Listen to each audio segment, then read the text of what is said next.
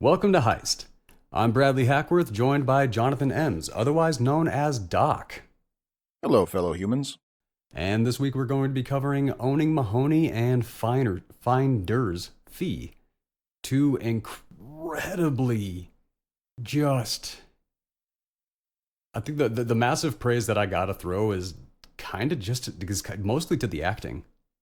Oh yeah, no, both of these were not like a lot of action, not a lot of special effects. These were two character pieces played by some of the best character actors that we have out there. So You ain't getting any arguments from me on this one. yeah, and I gotta ask, I was wondering because I remember, when we were choosing our movies for this week last week, and I threw out Owning Mahowny at you. Did you choose Finder's Fee based on that, or did you already have that set up? Because I've had Finder's Fee set up since season 1. Okay, because I'm wondering how much of it. I was wondering how much of a coincidence it was that we got two gambling movies, in one show here. I was curious about that too. We walked into that completely on accident. I knew that Finder's Fee was about a poker game. I knew nothing about Owning Mahowny.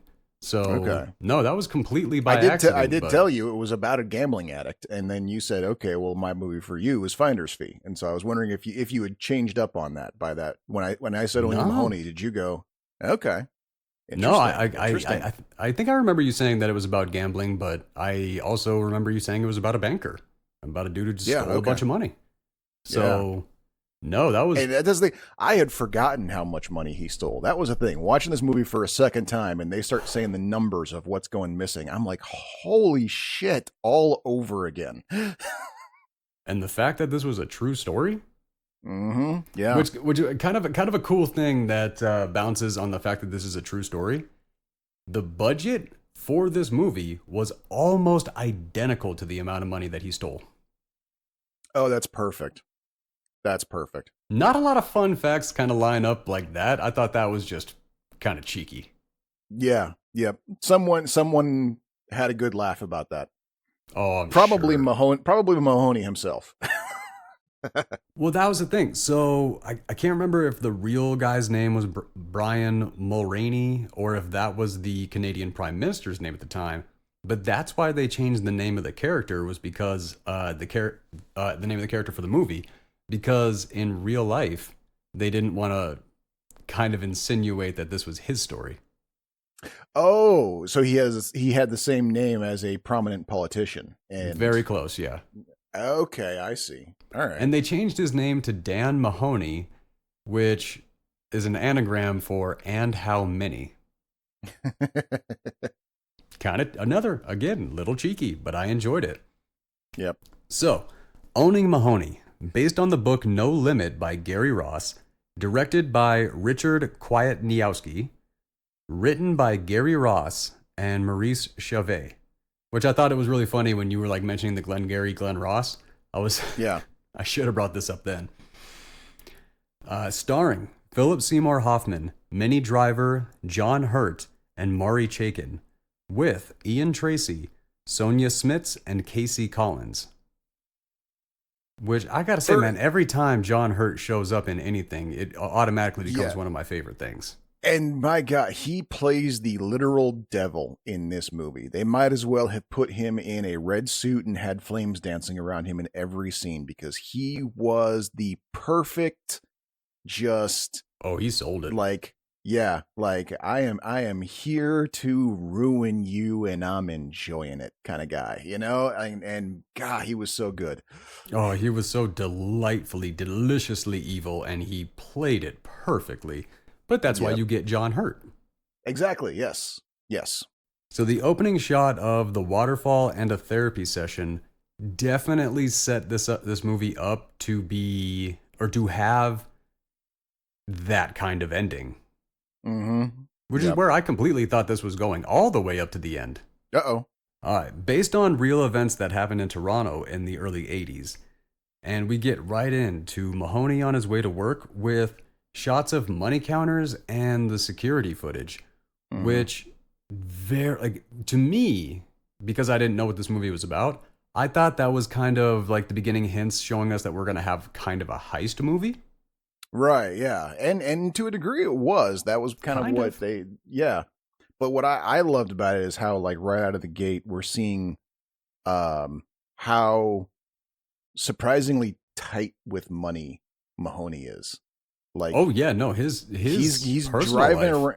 Yeah, he's driving around in a car that is so old and beat up, it literally should not be on the road. It is billowing smoke behind him as he drives. Um, and then when he gets to work, the security guard there is like, "Hey, congratulations on your promotion." You know, so it's like the dude can afford a new car, he's just not getting one. And All then of his he's money goes talking. somewhere. That's the thing. Yeah, it's and yeah, he's getting conversations with people about, they're like, why don't you get a new suit? And he's like, no, this one's fine. And he's got a conversation with his girlfriend where she's like, let's go out to dinner, let's go to this place. And he's like, whoa, whoa, whoa, that's like, gonna be like $30 a plate there. Not like the guy is super, super tight with money, which just kind of makes the audacity of how much he gambles that much more like, Jesus Christ, man. Like, yeah, this Which, guy's speaking of this. Minnie Driver, my God, that opening bit of flirting was just painful. Like Oh man, I and couldn't tell that they were a couple. they were so awkward. If not for the fact that she's literally like talking to him about like moving in with him, and they're going to dinner, that you're all of a sudden like, oh, they're like together, like. Like it seemed very like a like business like conversation up until that point. Yeah. But yeah, Minnie Driver again, like she's great in this. Like you barely, if you don't know it's her, you kind of barely recognize her because they got her in that big blonde wig. She's talking with a perfect Canadian accent. Oh, Like amazing. Like her opening dialogue, like, oh my God, that was so yeah, Canadian. yeah. No, she's awesome in this too. But yeah, that's kind of what this whole thing is about. Is going to be how awesome all of these actors were in this. So might as well get that out Tremendously. of the way. Oh my God, absolutely. Meeting with the bankheads, and he knows exactly how to play them. Shows them how Hmm. much profit from this woman's account because they were like really hesitant about the credit line. Slides over a piece of paper going, this is how much we're banking off of her already. The Right. bank's Yeah. like, okay, no, give her as much as she wants.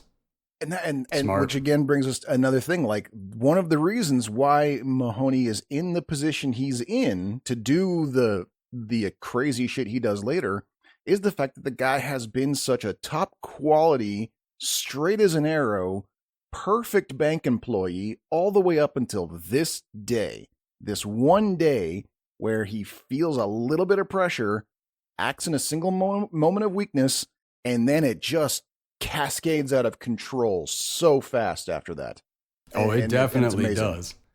And there was a point later in the movie where they're kind of talking about how lucky he was and all this. And I'm gonna get to Hmm. that, but I want to like highlight it early so I really want to show this much attention to it.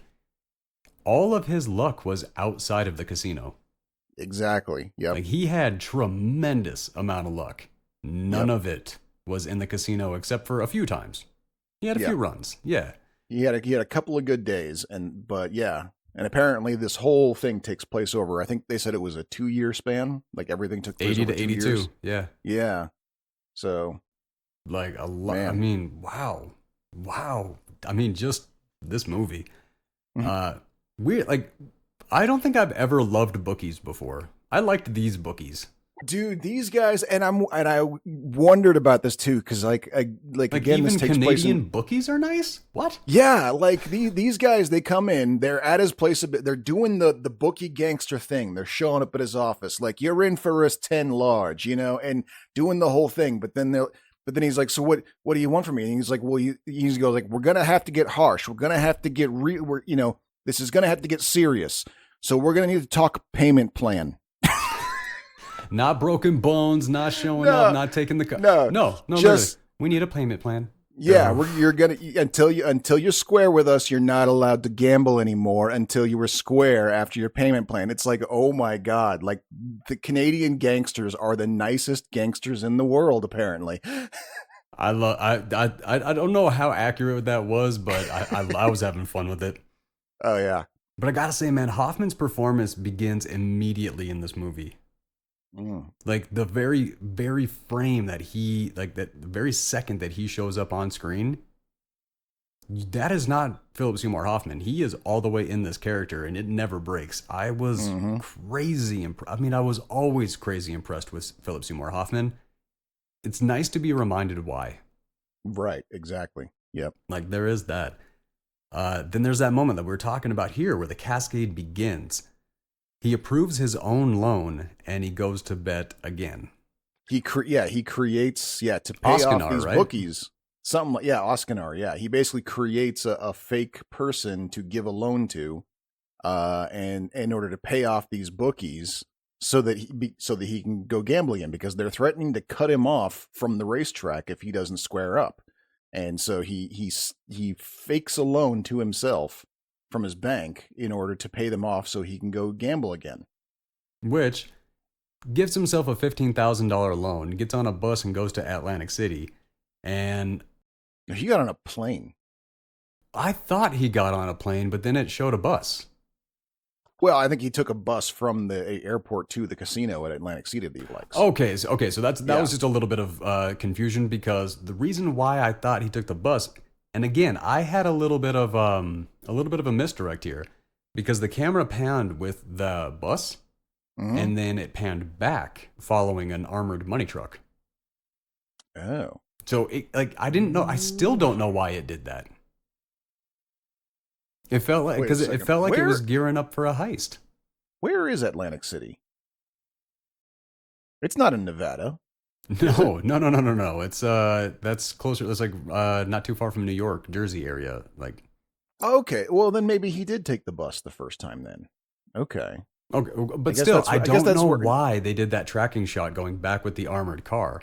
I thought that was going like a money truck. That's a good question. Yeah. Like that was a misdirect that I'm fairly certain was intentional by the director, but I don't know why. To keep dropping hints like this is going to be a heist movie. And like you said, it kind of was. Yeah. It kind of was.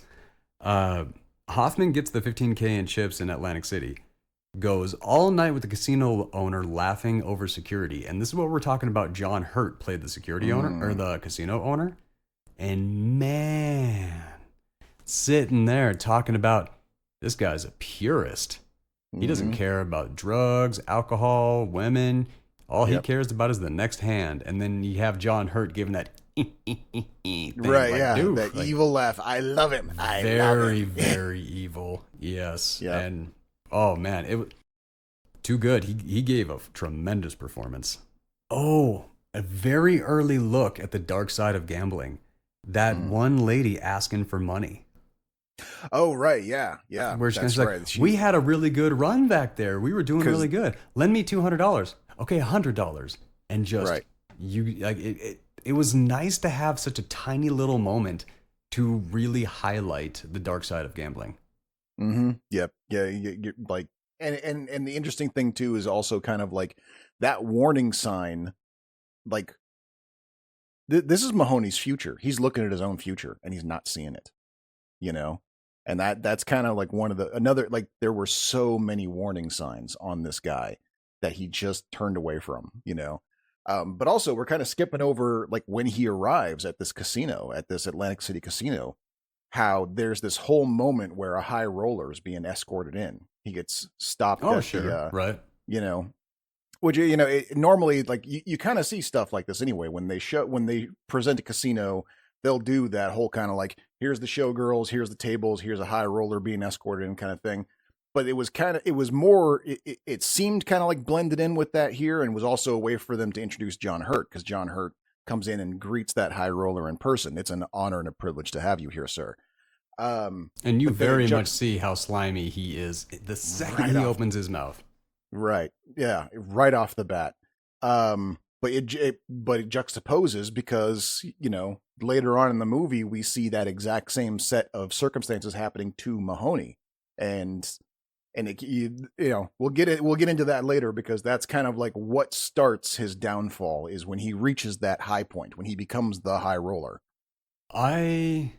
Interestingly enough, that all happened one night. His high roller status and everything like that, because he kept getting money, but he also kept losing money a lot. He won one time in Vegas, and he almost won one time in AC. Yep. but John Hurt was way correct when his character said what he did. Yep. But this first time that he's at the casino, he takes in $15,000. He loses $14,500, but then he tells his girlfriend, played by Minnie Driver, I walked away with $500, and she's like, "That's awesome." It's like, right, yeah, and that put it that way.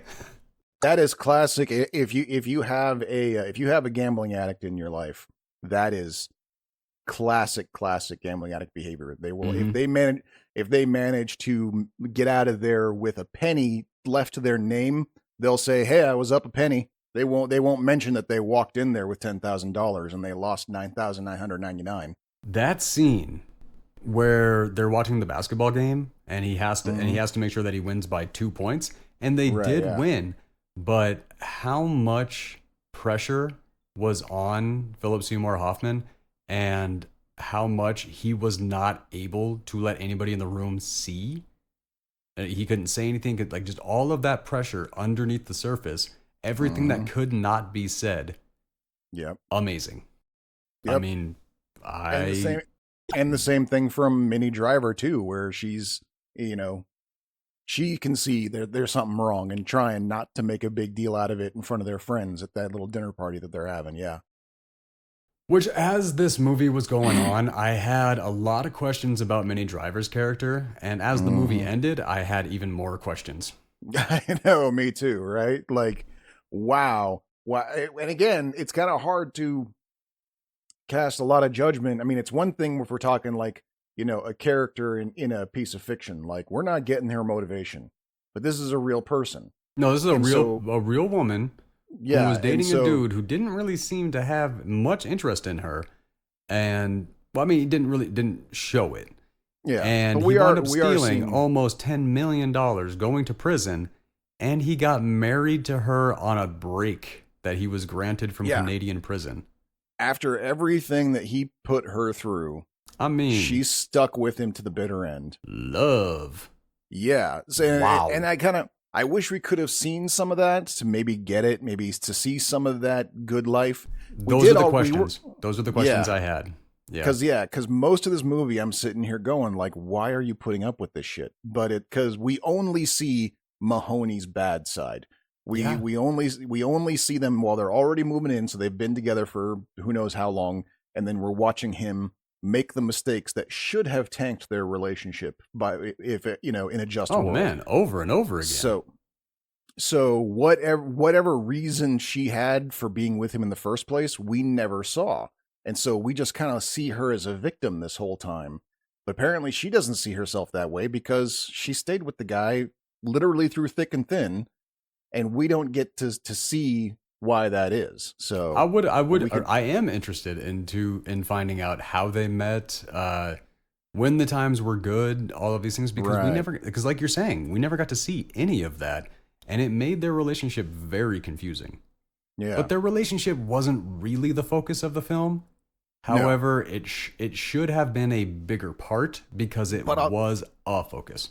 Right, but what I can credit them for is because even with all that missing, with the scenes that they do have together, you still do get that sense that Mahowny, you're fucking this up. Like, brother, you clearly have a good thing going here.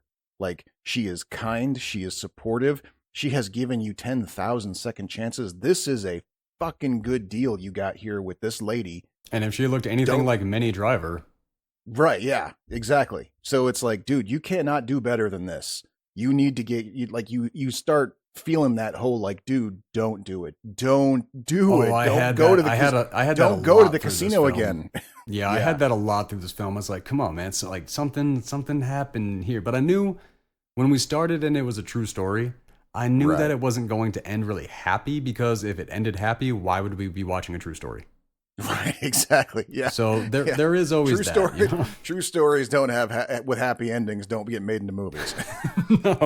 No, that's almost always a guarantee. Like no matter how much hope you're getting during the story, it's like they're telling this story for a reason. Right. Yeah. Yeah. That's always kind of the downside of watching true stories. You always kind of know. This was where the movie really got real for me, and I started to understand why we were following this character. He goes to get a $2,000 loan for a client, stacks an additional $100,000 on top of it, and that's where it really starts coming in on the high fraud crimes. Yep. Like, because now not only is he borrowing off of a fake loan that he created for himself, now he's borrowing extra off an existing client's loan, and a little more risky. Oh yeah. But like what we're saying, all of his luck happened in the bank. A lot, it was missing from the casino. He got it. But in again, the bank, was that really luck though? Because most of it is on goodwill. Remember, this guy was a model employee up until this day. So was it luck, or was it just by the very nature of the fact that no one would have suspected him in a million years because he's got all these years? The fact that he made enough money to pay off the loan before the audit. Right. Yeah. There was a fair amount of luck involved there. No, that's true. That is a very good point there. But you are right. Like, his position in the bank and the fact that he was trusted is what made this capable. I definitely do agree with that. Then he takes Doug to the casino, and Doug has no clue what's going on, but he gets word quick. And man, again, like, you see a little glimpse of the dark nature of gambling addicts. And I gotta say, it was like Doug's character, like his little situation did kind of make me laugh, because he was transferred rooms, no idea. Gets in there and he's just up in this high rolling room watching skin flicks, and he's like, hey, all right, not a bad trip. Didn't even have to carry my own luggage to the room. Like, they brought like 4 bellhops to do it for me. Like, Jesus, this is great. But I gotta say, man, like, watching Hoffman sit at that table and slowly lose everything, and like seeing how that weighed on him, and by the end of the night, Doug wanted to ask him, like, hey man, do you want to talk about it? There were a lot of characters in this movie, in this story, that gave him an out, and he never took it a single time. Yep. But that is a big thing about addicts. They don't want it to be better. They want to be able to do the thing that they're addicted to, and they want to justify it somehow. And that never really goes your way. No, yeah. No. Well, and they do kind of give at the end, when like you said, we started with a therapy session. The movie also ended with a therapy session, and I feel that final scene, that little dialogue, probably was very telling in a lot of it. And I imagine that's probably the part where most people, even who aren't addicts, probably felt like they related to him the most. And we'll get into that, but I just want to bring that up. But yeah, you're right. Like he really, like, the warning signs were there for him, and he ignored them. The warning signs were there for everyone around him, and they tried to reach out, including his own fucking bookie. His own bookie kept trying to cut him off, and the sweet old Canadian bookie. Yeah, I like that. I did. I can't not love that character. I don't know why. I did have a lot of questions about that character, but the questions that I had seemed like the film was, again, steering me in a direction and did not pay it off. But I'll get to that. Oh, this is the night that he is he's losing everything. And then he goes out to take a break, and he finds out that people have been like preparing spare ribs all night, like his order to keep them fresh all night. I thought that was great. And he just laughs his ass off, and because he understands what was going on. So yeah, when he shows up at the table with this, with this big, he gets $15,000 worth of chips, and John Hurt, the boss man, finds out, and he's like, "Oh, let's grab this guy," and he's like, "Anything you want, sir. You can." I can't do the John Hurt voice, but man, honestly, I mean, he's British, and on his American accent, he does it perfect, but it is a very unique American accent. Yeah, it's true. Yes.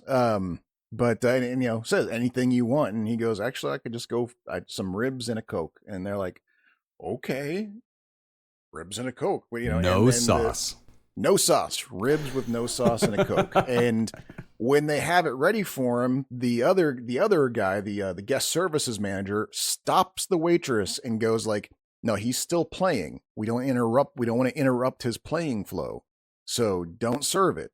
Give it a couple minutes, and if they get cold, just toss them, have them make new ones. They literally say, I want a fresh ribs and Coke ready for him at any given time, but don't interrupt him until he stops playing. And so they have literally, at the end of this night, and when Hoffman loses all the money and goes in a tirade, he runs into a dude in the hall sitting there eating ribs because he's just like, they just got tons of this shit. Yeah, they just got tons of this shit laying around. You want some? And then we see the owner of the casino, John Hurt, looking at the security footage and seeing that Hoffman is bonding with this guy, Bernie. And then he promotes Bernie, and I just felt bad for Bernie the rest of this movie, man. Right, yeah. Whoa, that was rough. He makes him Hoffman's body man. He tells him, like, whenever Mahowny is in the casino, you stick to him like glue. That's it. He likes you, so you just stand by his side the whole time. And that's what this poor SOB does. Yeah, it kind of sucks. I felt bad for him, but I mean, dude, that was real. You can't really deny that. But then Hoffman is hiding like crazy with this, steals another $200,000, and then bets the actual spread across all the horses at the track. Right. Like this guy is going. Attention. He's not even paying attention to what he's betting on anymore. He's literally just making random bets just to. Well, there's that part where he drops $40,000 off, and the guy's like, "You don't even know who's racing yet," and he's like, "I don't care, just cover the spread." Right. Like, yeah. He exactly, really, yeah. Dude, this guy, like, you talk about the roughest of gambling addicts. This guy he's climbing up there from everything I've seen. But then again, I mean, I don't really know too much about gambling addicts. I know I've lost my ass on the table a couple times, but I didn't go running back. So that's the thing. Yeah. I think I'm one of my father is a recovering gambling addict, and I think I'm lucky that I never had enough of a winning streak to get addicted to it. So that winning streak, it really plays it in. Like now, basically one time a year on vacation, go to a casino, and I kind of win pretty much every time. But that is specifically why I do when people are like, "Hey, let's go to the casino," I'm like, "Nah." Like every once in a while, I will cave. I will cave every once in a while. I quit while I was ahead 5 years ago. Well, I mean. But this is how lucky I can get when I go to the casino. Yeah. I put in like $20 on a slot machine, lost it all. And then I found 89 cents, like a little ticket that you take to like the cage or the ATM or whatever it is and you cash out. I found one that had 89 cents on it and I got it all the way up to $1,400. Oh, shit. Wow. Okay. That's a streak. Yeah. Yeah. I got it up to 1,400. It got down to like 12 or 11. I think it was 11. And then I cashed out and I ran out of there so fast. I was like, no more losing. We're good. I've got a friend and this is the guy who like, I imagine some like gamblers imagine being. I know this guy. He's one of those like friend of a friend types and he would sometimes hang out in the same circles. But whenever this group of friends was hanging out, he would always like bow out every once in a while. He'd be like, "I'll be right back," and he'd walk over to the bars, to the section of the bar that's cordoned off where they got all the slot machines at. Because in Oregon, gambling's not legal, but there's a surprising amount of gambling machines that are run by the state lottery. Well, where I'm from, there's a blackjack table in every bar. Oh, okay. So yeah, we've got basically. Not roulette. What's the arm pull one? Slot machine? Slot machines. Thank you. We've got electronic slot machines everywhere. That's okay. Yeah. That makes sense. Montana's like that a lot too. Like every bar, every bar they classify as a casino. Because in Montana, if you say casino, you get to have slot machines and stuff like that. But it can't just be a bar. It has to be a casino. But I'm literally talking like 10-foot by 30-foot spaces. Right. Yeah. Every bar is considered a casino. I wonder if that's still true. That's actually something I learned when I was younger, and I'm spitting it out there like it's fact, but I may very well have just been told something while I was driving down the road and just believed it. Right, I should probably check into that. And I will. We are not gambling lawyers on this one, that's for sure. I don't even gamble anymore, man. This guy Neil, what he would do is whenever we were hanging out, he would, get up from the table and be like, "I'll be right back," and he'd go over to the machines. And he'd come back like 30 minutes later and he'd have his winning ticket of like what he was up by. And it would be like $500, $600, $1,200 sometimes. And he would do that until he had enough money for a plane ticket to Vegas, spend a weekend in Vegas. And then after like a year of doing that, he had enough money to open up his own wine shop. and now he sells wine. That probably is not going to happen for you. No. Like, I don't know what that's a low I don't know what chances. I don't know what his system was. I don't know who in his family fucked a leprechaun in the past, but Clearly somebody. But that was one of those things. Like all the rest of us would sit there and go, like, "How the hell are you doing that?" And he just like, "I don't know, just happens." Hey, man, you got a talent. You roll with it. Doesn't have to be a skill. Yeah. Then the meeting with the manager, and honestly, like the way he does a really good job of covering his tracks.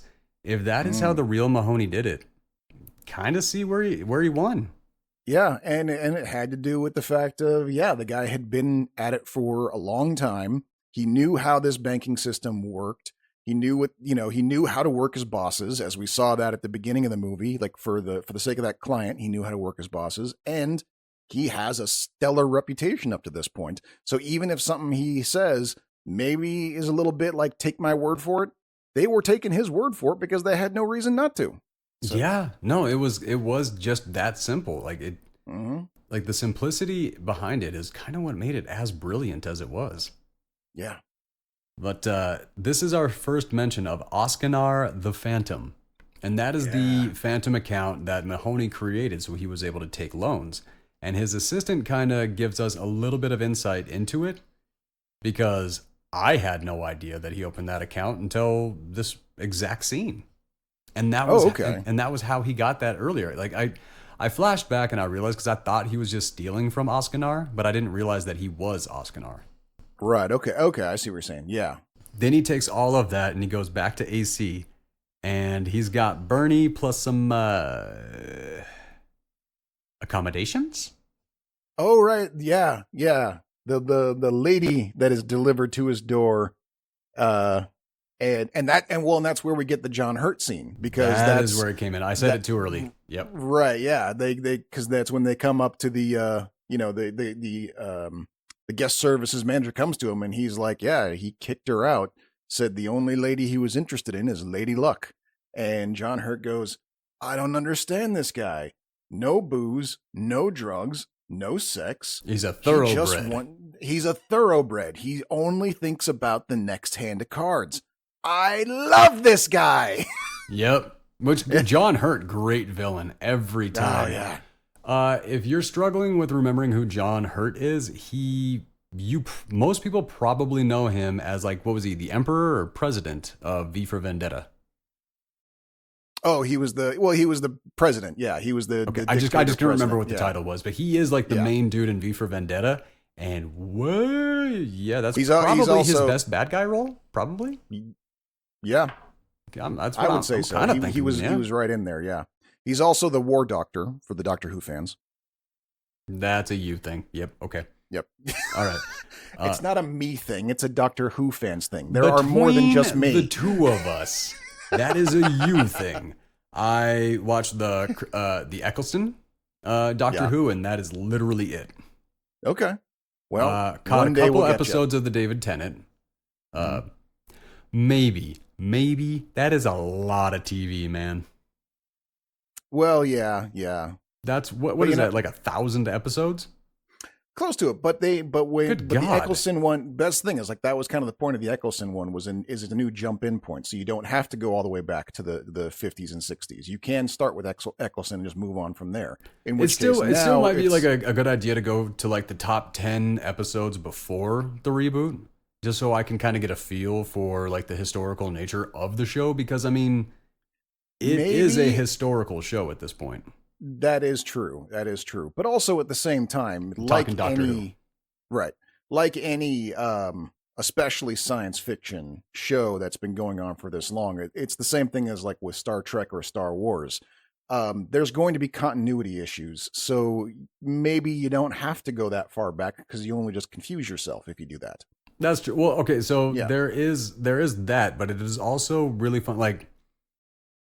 So, like, for our episodes for the podcast, when you go to like Spotify or Apple Music, our most downloaded episodes are our earliest ones and our most recent ones, because people are going in to check out like how we started, the audio quality, everything like that. Then they're going to like kind of check out how far we've come, which not very far, but we're still going. This would be kind of the same thing, to see the first Dalek. Okay. Like things like that, just to see how far it has come. I really enjoy seeing that aspect of filmmaking, television making, things like that. Right. And you know what? I certainly wouldn't stop you for sure. But yeah, you don't have to consider it that heavy of a deal, So. All right. Then we get, I feel like this was kind of our first scene with Minnie Driver, like our first real scene with Minnie Driver. She was very much in the background of the basketball game and some of the other stuff.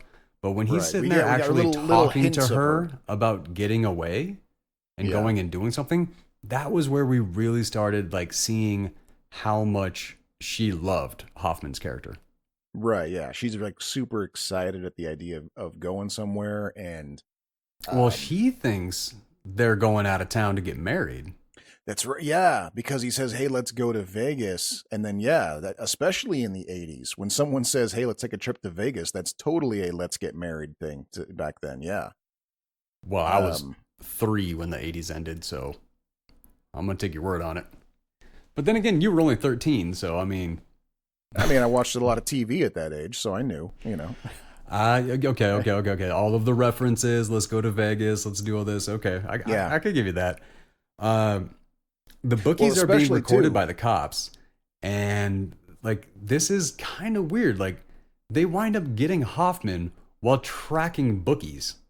Right. Yeah. These are like your low level, like, not quite organized crime guys, but at least trying to break up some gambling ring guys. And they've got a tap on the phone of Mahoney's bookie. And while they're listening to him and Mahoney talk, they're like, what is up with this Mahoney guy? Should we check him out? He's sketchy as fuck. He's sketchier than the bookie we're listening to.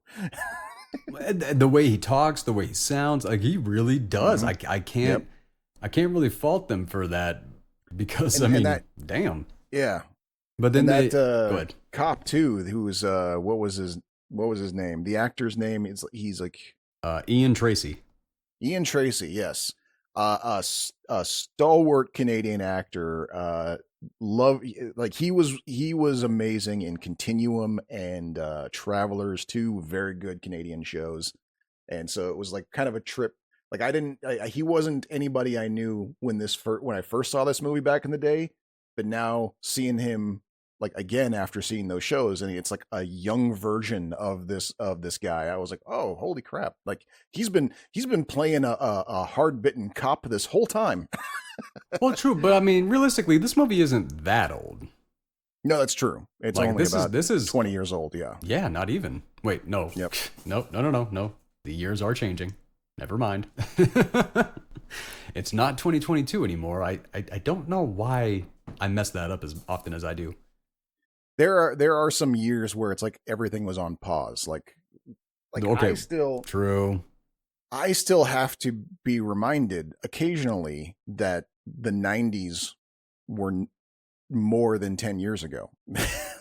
Well, I think the radio screwed us for that, and MTV. No, oh, that's true. Yes, 80s, 90s, and today. They never changed that. Right. Like today has just been going on for 22 or 24 years. That's a very good point. Yeah. I always thought that was weird, and I still do when I hear that on the radio, because they still don't even say 2000s. No, yeah. And so I blame radio for that, weirdly. Then the casino owner, like Bernie, can't figure out what to do, and the casino owner loses it, and then he like fires Bernie and starts an investigation into Mahowny. Right, because Mahoney's gone to Vegas, and so John Hurt is pissed. Why is my whale at the Vegas casino? That traitorous little bitch. And he starts tearing into everybody over it. He fires Bernie. It's like, what did you say to him? I didn't do nothing. You're fucking fired. He's turning to his other guy. He's like, I want to know everything about Mahowny. I want to know what kind of underwear he wears. Like he flips the fuck out. Which, yeah, the underwear line. First time that I have heard the expression butt huggers in forever. I forgot that wasn't an expression. which, Yep. dang, that cracked me up a lot. So Minnie gets left, and Hoffman goes out. He goes to Vegas. He does his gambling thing, and he just leaves her in the hotel all night. She leaves the hotel room, actually finds him in Vegas, which I don't know how big Vegas was in the 80s, but that ain't happening these days. Well, I mean, he probably didn't wander off too far. She probably just went and checked that hotel's casino. He didn't have to go far to start gambling, so she probably didn't have to go far to find him. That may be true. But he is cleaning house in Vegas, and John Hurt from Atlantic City tells them, get him off that table. He's up. He's over $1 million up. Get him out of there. Make sure that he gets that money. 1.4, right? 1.4 million. He's actually up by over $1 million in Vegas.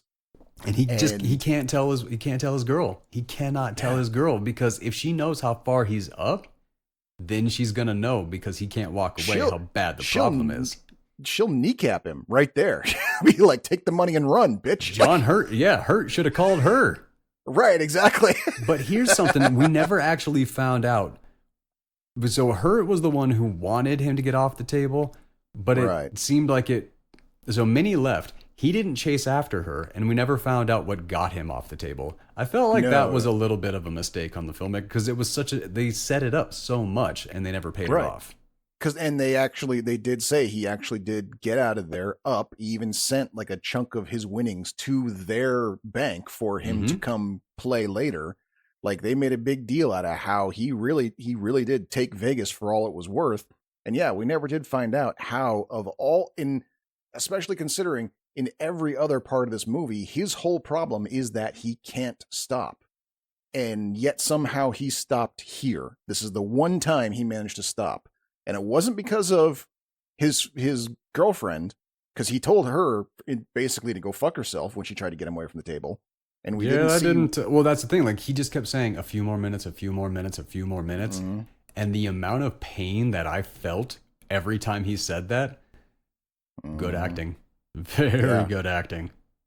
Because there was a true, and Hoffman does this performance where the guy is like truly in a manic state. He's fully manic. He is so up. He is so high on the winning, and he is so desperate to keep it going. And she's sitting there going like, come on, let's just go. And he's basically trying to plead with her and barely keeping back with the whole like, get the fuck out of my face. You're ruining my luck. Like, he's all the emotions at once. He's elated. He's furious. He's frustrated. He's happier than he's ever been in his life, all at the same time. And I'll be goddamned if Philip Seymour Hoffman didn't get them all right between the eyes. He brought it home. He absolutely brought it home. And then they find out how much money he makes, and it's $22,000 a year. And they kind of want to know where it comes from, and then that's where Bernie gets his job back. Right. Well, and I think that's kind of why, jumping ahead at the end of the movie, we do see that some of the aftermath of this, the bank sued the casino for damages. We don't know what the settlement was, because they settled out of court, and it's a sealed settlement. But apparently something was figured out, and it's probably at this moment where you could say, like, they looked into Mahowny, they saw he was only making $22 a year working at a bank, but he's gambling with hundreds of thousands of dollars. How could they not fucking know he was stealing it from the bank? You'd have to be an idiot to not figure that out. Disagree. And yet I mean, still, if you go in and you have $500, you get it up to $10,000, you get it up to $250,000, and then you just become one of those gamblers that basically kind of like a lottery winner, keeps their day job, but then just goes and rakes the money in. Those people do exist. I'm not saying there's a ton of them. And that's probably where the quote unquote plausible deniability that's where I was going with it. That is exactly okay. Yep. Yeah. And it's probably why the casino didn't get raked over the coals for it, is because they had that plausible deniability. But at the same time, it's like John Hurt knew. Whoever John Hurt's character is based off of, he fucking knew. I'll absolutely agree with that. But then we get back from Vegas, and Hoffman confronts Driver, and she asks, like, how much do you need? Like, I have $2,000 in my savings account. Is that enough? And I was like, oh, my heart broke so hard when like I realized what if she ever found out. Like that's the moment where you just kind of want to sit there and go like, baby, leave him. I'll treat you right. Like, like you're offering up your life's savings to this fucking douchebag's gambling debts. That's love, man. That is a love that no man has ever that might be love, but I'm still gonna call that damage. There's like we never found out if there was anything wrong with Minnie Driver's character or anything like that, where she came from. We literally know nothing about her. Okay, but that's fair. The fact that you stay in something like that when you're not even married, like you're not like, and I don't know what the times, I don't know what Canadian divorce was like in the 80s. I know it got big in America in the 70s, right? But I have no idea. And she literally stuck that out. And the thing was, we never got to see Hoffman's character. We never saw him be any kind of even decent guy to her. No, that's true. Yeah, like, that is a very good point. It seemed like that relationship, I had some questions there, but I mean, it wasn't what the movie was about. No. How you feel about Maddie Earp is kind of how I feel about Minnie Driver's character in this. Okay. All right. You know what? I see what you're saying there. I will go along with that. Yeah. Okay. So we get to that audit at the bank and they come through and it really seems like this is where, and when I saw like what the timestamp was in the movie, I thought maybe the last bit of the movie was maybe going to be a trial. I thought maybe we were going to start seeing some stuff like that. Like but he dodges the audit amazingly. Pays off the $100,000 that he got with those bearer bonds, I think. And he paid it off that day to dodge the audit. Talk about luck. Are you kidding me? If he would not have crushed it in Vegas on that one opportunity, he would have gone to jail then. Yep, exactly. Yeah, that's a very good point. So that was a big one, man. Yep. Bowling with the family, and this was probably Minnie Driver's best moment in this movie, is where they're tallying up the scores and he leaves and she just looks after him. He's like, you don't even want to know the scores? Right. Yeah. Like it's really starting to land on her how little he cares about anything else. It's an evening with her parents, it appears, is what it appears to be. They're out bowling and then like the game's barely over and he's like, I'm out. And he's like, love you, good, been having fun. I gotta go. And she knows he's getting on a plane to fucking lingering on the scores, look after him. Minnie Driver, you are an actor. I mean, she really sold that moment. And the fact that all she had was he 1, 2, 3, 4, 5, 6 words in this line, but it was the look that just completely sold it and made it an incredible moment. Many good things to say about this movie. Oh, dude, when Hoffman is going through the airport security and he almost pulls that money out of his pocket and all that, but then shoves it back in, that little kid is like, wow. I 100% thought that he was going to get his money swiped by that kid. Yeah. And then the very next scene, we get a little bit of a setup where this guy comes up and he offers him a ride and you think he's going to get jacked, but weirdly he doesn't. Yeah, there's all the reason to believe, like, the guy's like, I gotta stop somewhere first, and leaves him in the car, and it's like, there's no reason, like, with all the things that happens, he should have been jacked. He really should. There's no reason that he didn't, except that he was in Canada. Right, yeah. Well, no, this is already in Atlantic City. Yeah. He's already AC, yeah, right. Yeah, so he's already in Atlantic City, but yeah, it was like enough of a close call that he's freaking out now. And he's sitting in John Hurt's office, and John Hurt is trying really hard to calm him down, like in a very sympathetic way. He's like, "We'll take care of your transportation from now." John Hurt as Satan, trying to comfort Mahowny, being like, "No, you don't need to be afraid, little boy. We'll take care of you." That brings up a really interesting question. Has John Hurt ever actually played the devil? I can't think of any movie that he actually played the devil, but what a role that would have been for him. Yeah, no, I want to check into that. I want to check into that and see if there's something that I'm not thinking about, I'm not remembering, or if there's a British movie that I need to go check out. Or so, yeah. Let me know if what you find out. Oh, definitely will. So because of what we were just talking about, he starts using the bank system to transfer his funds, which in my mind was the very first real mistake. Like once you start putting something that you can track, everything that has like actual evidence behind it, like that was where I thought his first mistake was. And then I thought Perlin was going to be his main downfall.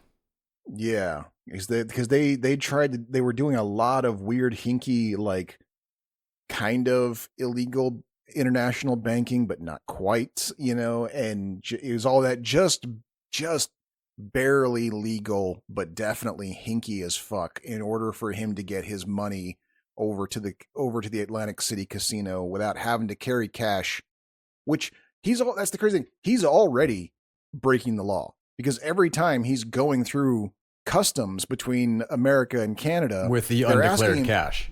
Right. He's bringing in tens, if not hundreds of thousands of dollars worth of cash and not declaring it. That's already jail time right there. True. I mean, I loved the charge that they arrested him for at the end, by the way. I know that. I can't wait to get into that. That was talk about Canada, man. Right. Then there's the Selkirk account problem, and what I was a little confused by is they thought they were over just by $500,000, but it turned out to be over $5 million, and they never really explained that, or did I not? Or did you catch something that I didn't? Well, because that's one of the clue-ins we're giving is to just how bad it's gotten with Mahowny. We know that he's padding whenever they withdraw. He pads the withdrawal for himself to get gambling money, and according to her accountant, they're only $500,000 over. And then we go back to Mahowny and his bosses, and they're like, "How over are they again?" And they're like, "They're about $5 million over," which means in the course of however long we've been watching this, Mahowny has stolen $3.5 million from this poor lady. That's how much money he has lost at Atlantic City. And then at this moment, they love his ass so much. Oh yeah. And then at this moment, the boss or the bank manager tells him like it's gonna be a gamble. And you see how much that intrigued Mahowny, and he walks out of there. Like I think he stole like $1.5 million from that one, like right out of the gate. Yeah, like right out of it. Right. Yeah, $1.5 million. Like as soon as they strong arm her father to back the loan so that they can give them unlimited credit. Mm-hmm. Hours later, he's back on the plane to Atlantic City with $1.5 million in his account. Like he did it instantly. But oh God, this is the night. I want to go back on it though. And this is the one you're talking about. But I want to go back on that, like you were saying again with Philip Seymour Hoffman and the amazing work he did, because you said like when they say like it's going to be a gamble to try to get this to happen, try to get her father to back the loan. And like you said, you can see it on Mahoney's face. There was no change of expression on Philip Seymour Hoffman's face. I swear to God, it was like he somehow got his eyes to actually twinkle at that prospect. Like you saw him get excited at the idea, even though nothing happened. Jesus Christ. It's like that. No, it's like I talked about this in one of our first episodes, but with Glenn Close in the paper. Yeah. Right. There's a realization that happens over her, but her eyes don't change. Her mouth doesn't change. Nothing about her face changes. It's just how she feels changes. And it's such good acting that you can feel it, you can see it, and you can watch nothing happening. Those are you want to talk about the top tier of the A-listers, the ones who have the capabilities of doing things like that. They are the ones. Okay, so Perlin being weird about going to get that money and sign for it at the cage, that made me think that like Perlin was an informant, or Perlin knew that writing his name down on something was definitely the wrong thing to do.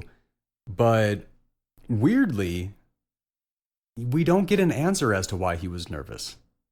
We see that he's nervous, and then he kind of laughs and like has that little racist joke about the black lady looking like Tina Turner. Right. but we never get to actually hear or see why.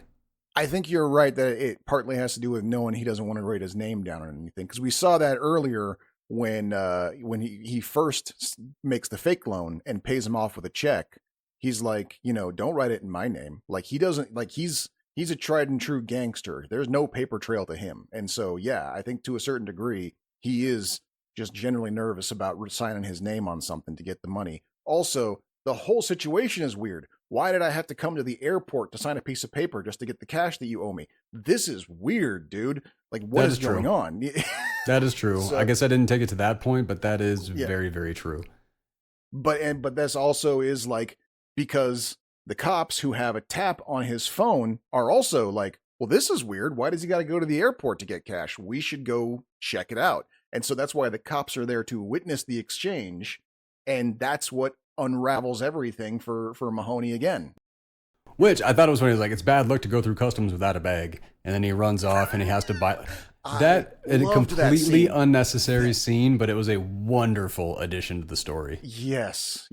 Little scenes like that. I do really enjoy those. But then Minnie shows up and just before this, and Hoffman is constantly deflecting like an addict does. And she bought him a really nice coat and she's gone. Like this is it feels like their breakup moment, even though it doesn't happen. No. Because I thought she was going to say, I'm not going to be there. But she's like, you're not going to be there, are you? Like she's still waiting for him. And it just broke my heart. Like every time she was on screen, it just broke my heart even more. And good job. Mm-hmm. The discussion on the plane about the pros and cons of winning and losing, and a little bit of discussion about Niagara Falls. This is the moment you were talking about earlier. Back to the casino, and Mahowny is a big man now. Yep. He's getting the high roller treatment. Yep, the security guards are stopping people and they're walking him in. He gets that. And what I thought was really funny too, because when we have that same juxtaposition where we're watching Mahowny get that treatment like you saw earlier in the movie, that other high roller at the beginning of the movie, as he was walking in with security all around him, he was getting flanked by a couple of models on either side as he's walking through. Mm-hmm. As Mahowny's walking in, he's being flanked on either side by the two ladies who work the cage, who came on the plane with him. So one's the lady who looks like Tina Turner, and the other one's just some little old lady who's had enough of all this shit for a long time. No, I mean, but that was Hoffman. He did that was his character. He didn't care about the booze, the women, nothing. He didn't. He just cared about the gambling, or as he says, finances. Right. But then this was a really cool moment. That was just shy of being a running gag. His whole like, I don't have a gambling problem. I have financial issues. That was just shy of being an actual running gag. Where I do agree with you. Perfect line from a gambling addict. Yes, absolutely. 100%. Example. I don't have a drug problem. I have a pain problem and I need drugs. Right. Yep. This is his version of that. Like that is a perfect response. Like this movie, kind of perfect. I really don't know how to argue that. The cops looking into the cages and learning some of this. But then something that I've never heard of, I've never seen in any movie, I don't think. Mahowny busts the table. I have heard of that before. I've heard it in a couple of a couple of different contexts where there's busting the table, which is that they allocate a certain number of chips to each table, and if that table loses it all, then they don't. I suppose not everybody is going to know what bust means. That's a good. That's a good point to explain that. Yeah. So and if that table happens to lose all those chips they've been allocated, they don't just get more chips from the bank. They literally shut that table down until the next day. I don't know if that's just a general practice or if there's some sort of gaming law about that, but there is something to do with that. Not a clue. In my mind, that probably seems like a cooler situation. Probably, yeah. But then there's also breaking the bank, which is to say that when one person wins more chips than they have cash in the vault to back them up with, that's called breaking the bank. And there you go. There's that. Kind of the same thing. Yeah. Okay. All right. So he's basically won more money at that table than they have the ability to pay him out from that table. So, and that look between him and John Hurt, where Hoffman is just in his eyes, like in my mind, what he's saying is, "I won." Yeah, and that's what that exchange was to me, but I'm not 100% sure. But then he moves over to another game, and then that's where he starts losing. He has a little bit of a hallucination with himself. Like he hallucinates seeing himself in the crowd that's watching him. And that is a call back to when he was like watching that high roller again at the beginning. And I think that's kind of what they're basically saying is he has reached the dream, you know, from where he stood as just a tiny vagabond gambler, you know, with a gambling problem. Oh, I saw that as a warning. I didn't see that as, ooh, okay. But that's how I saw it. And maybe, so he's at the peak. He's won, you know, more than he could imagine. He's popular because, you know, not only is he getting the high roller treatment from the casino, but also as he's continuing to win at the craps table, there's a crowd of people around the craps table cheering every time he wins. Like, this is literally the height. Like, this right here is everything he's dreamed of. And I think to a certain degree, that reason why when he sees himself in the crowd, that little vision of himself in the crowd, reminding himself of who he was when he was in that moment, dreaming of this moment, I think he's thinking to himself, oh shit, it's all downhill from here. Okay, yeah, see, that was the warning. Yeah. That was the warning okay, I see where you're coming from. And Bernie is begging him to walk. Right. John Hurt has that moment with, I think, like, because if John Hurt is the casino manager, then I think he's talking to the owner or something. But I think the guy he's talking to is the guest services manager. Something. So they're kind of like, I think they're like kind of like partners, but not really. You know? I don't know. The way that he threatened him in this moment did not feel like a partnership type thing. Like he's like, if he walks away with $9 million, like he threatened him. I don't like, Which again, holy shit, he's up $9 million. Yeah, but it's like as soon as Bernie warns him and he turns Bernie down and all that, streak is over. That's all his problems solved. He could pay off everything he's stolen and have enough to have the greatest honeymoon with Minnie Driver that anybody could ever dream. But and Bernie's there telling him, dude, stop. And he won't. And he doesn't. And he loses it. In a matter of hours, he burns through $9 million at a casino. Yep. Oh, God. Yeah, rough. John Hurt's smiling. And then we get that he's moment. Doing an I told you so grin to everybody on his staff. Yeah. Oh, yeah. And then we get that moment where he's saying goodbye to Bernie, and Bernie really is a good dude, and you kind of feel that, and you just feel bad for Bernie the whole way through. Right, yeah. The casino owner, a lot less so, because the last thing that we hear from him is, now you're really fired. Like, yeah. That was because John Hurt watched him try to get the guy to walk away. Yes. So there was no way he was keeping his job after that. Well, and interestingly too is I think what we're getting from this is that John Hurt somehow, like maybe he doesn't know exactly how, but he knows that Mahowny's not coming back, because as Mahowny's leaving, he's standing there. He's like, "Hey, I made your favorite ribs with no sauce and a Coke," and he literally says, "This is goodbye, Mr. Mahowny." And no, you're taking that the wrong way. John Hurt was trying to get a job in Vegas, and because of what just went down with Hoffman, Hurt was getting promoted to Vegas. So it wasn't that Hoffman wasn't coming back. It was that Hurt wasn't coming back. I never caught any of that. Yeah, at the very last thing that like the guest services guy that you were talking about, very last thing that he says to him is, "They're gonna love you in Vegas." Oh, see, I assume that was like, as in they'd be pissed that the Vegas lost $1 million and then he got that $1 million back. So the person who was running Vegas is the one who got the fault, and then he got all that money, like he got it returned. So no, I don't think it was him saying goodbye like that. Hoffman was not going to return. He was literally the one that was going from AC to Vegas, and he was going to see him. I took it like he knows a crash when he sees it. He's like, I've seen guys like you crash and burn before. You're not coming back. This is the end. See, I don't think he would. I don't think he would have. No, I don't think he would have done that because Hurt knew, and he knows the addicts. Like, right, okay. When you get back on your feet, you'll come back, and I'll take you right off it again. Like, okay. But because they said that they're gonna love you in Vegas, that was him saying goodbye because Hurt was on to bigger and better things. Okay. See, I didn't catch any of that. Okay. All right. And then I really like the detective's response with all the cops prepping to go arrest him. Arrest him. That was. Like, what do you think this? We're going Butch Cassidy? Right. Yeah. That was fun. I really enjoyed that. Yep. I said a couple of cars, and there's like 12 of them there, and the beat cops just like, hey, it was a slow night. We're all here. Yeah. And I like that. Like he calls Minnie to ask about a trip to Niagara Falls, and she just hangs up.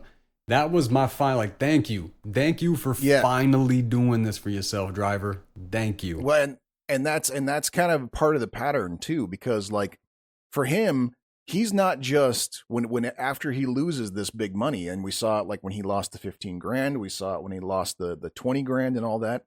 For him, when he's having that crash, when he's coming back from Atlanta City, and he's clearly in the throes of depression, he's not thinking about how much money he lost and he's not going to get it back. He's crashing because the game is over, and he can't. And so he's looking for something else. He's looking for some other value, and he would turn to her. He'd be like, hey, do you want to go on a trip? Hey, let's do something nice. Like she was like the next like reassurance that he had. And she's caught on to it now. I don't fully see that. Because he's vanished for a weekend and then calls her up out of the blue in the morning. Hey, maybe we should go to Niagara Falls. She knows what's up. And she's like, no, I'm not going to be your safety net today. And like that. And see, I took that as like she said, like, you're not going to be there. And then like when she gave him the jacket and left, I thought that was the full on breakup. And like that was her like getting the call from the ex-boyfriend and then just hanging up right away. Okay. Also probably true, yes. Yeah, see, it wasn't like that's the thing. Like the Minnie driver and her and him relationship, it wasn't super clear. Like there were a lot of questions that I still like. That is literally the one fault in this movie. Is that we don't get enough about how their dynamic works? A lot of their dynamic is a question. Right. Okay. And that is the one thing that is literally my nitpick on this, because this is a phenomenal movie. Doc, how many movies do you watch that don't have car chases? Everyone. More. I mean, I feel like more than most. I've never been a car chase person, but then it kind of seems like you are. Not intentionally. I'm not a huge fan of car chases, but here's the thing. I do love a good ironic car chase like this one.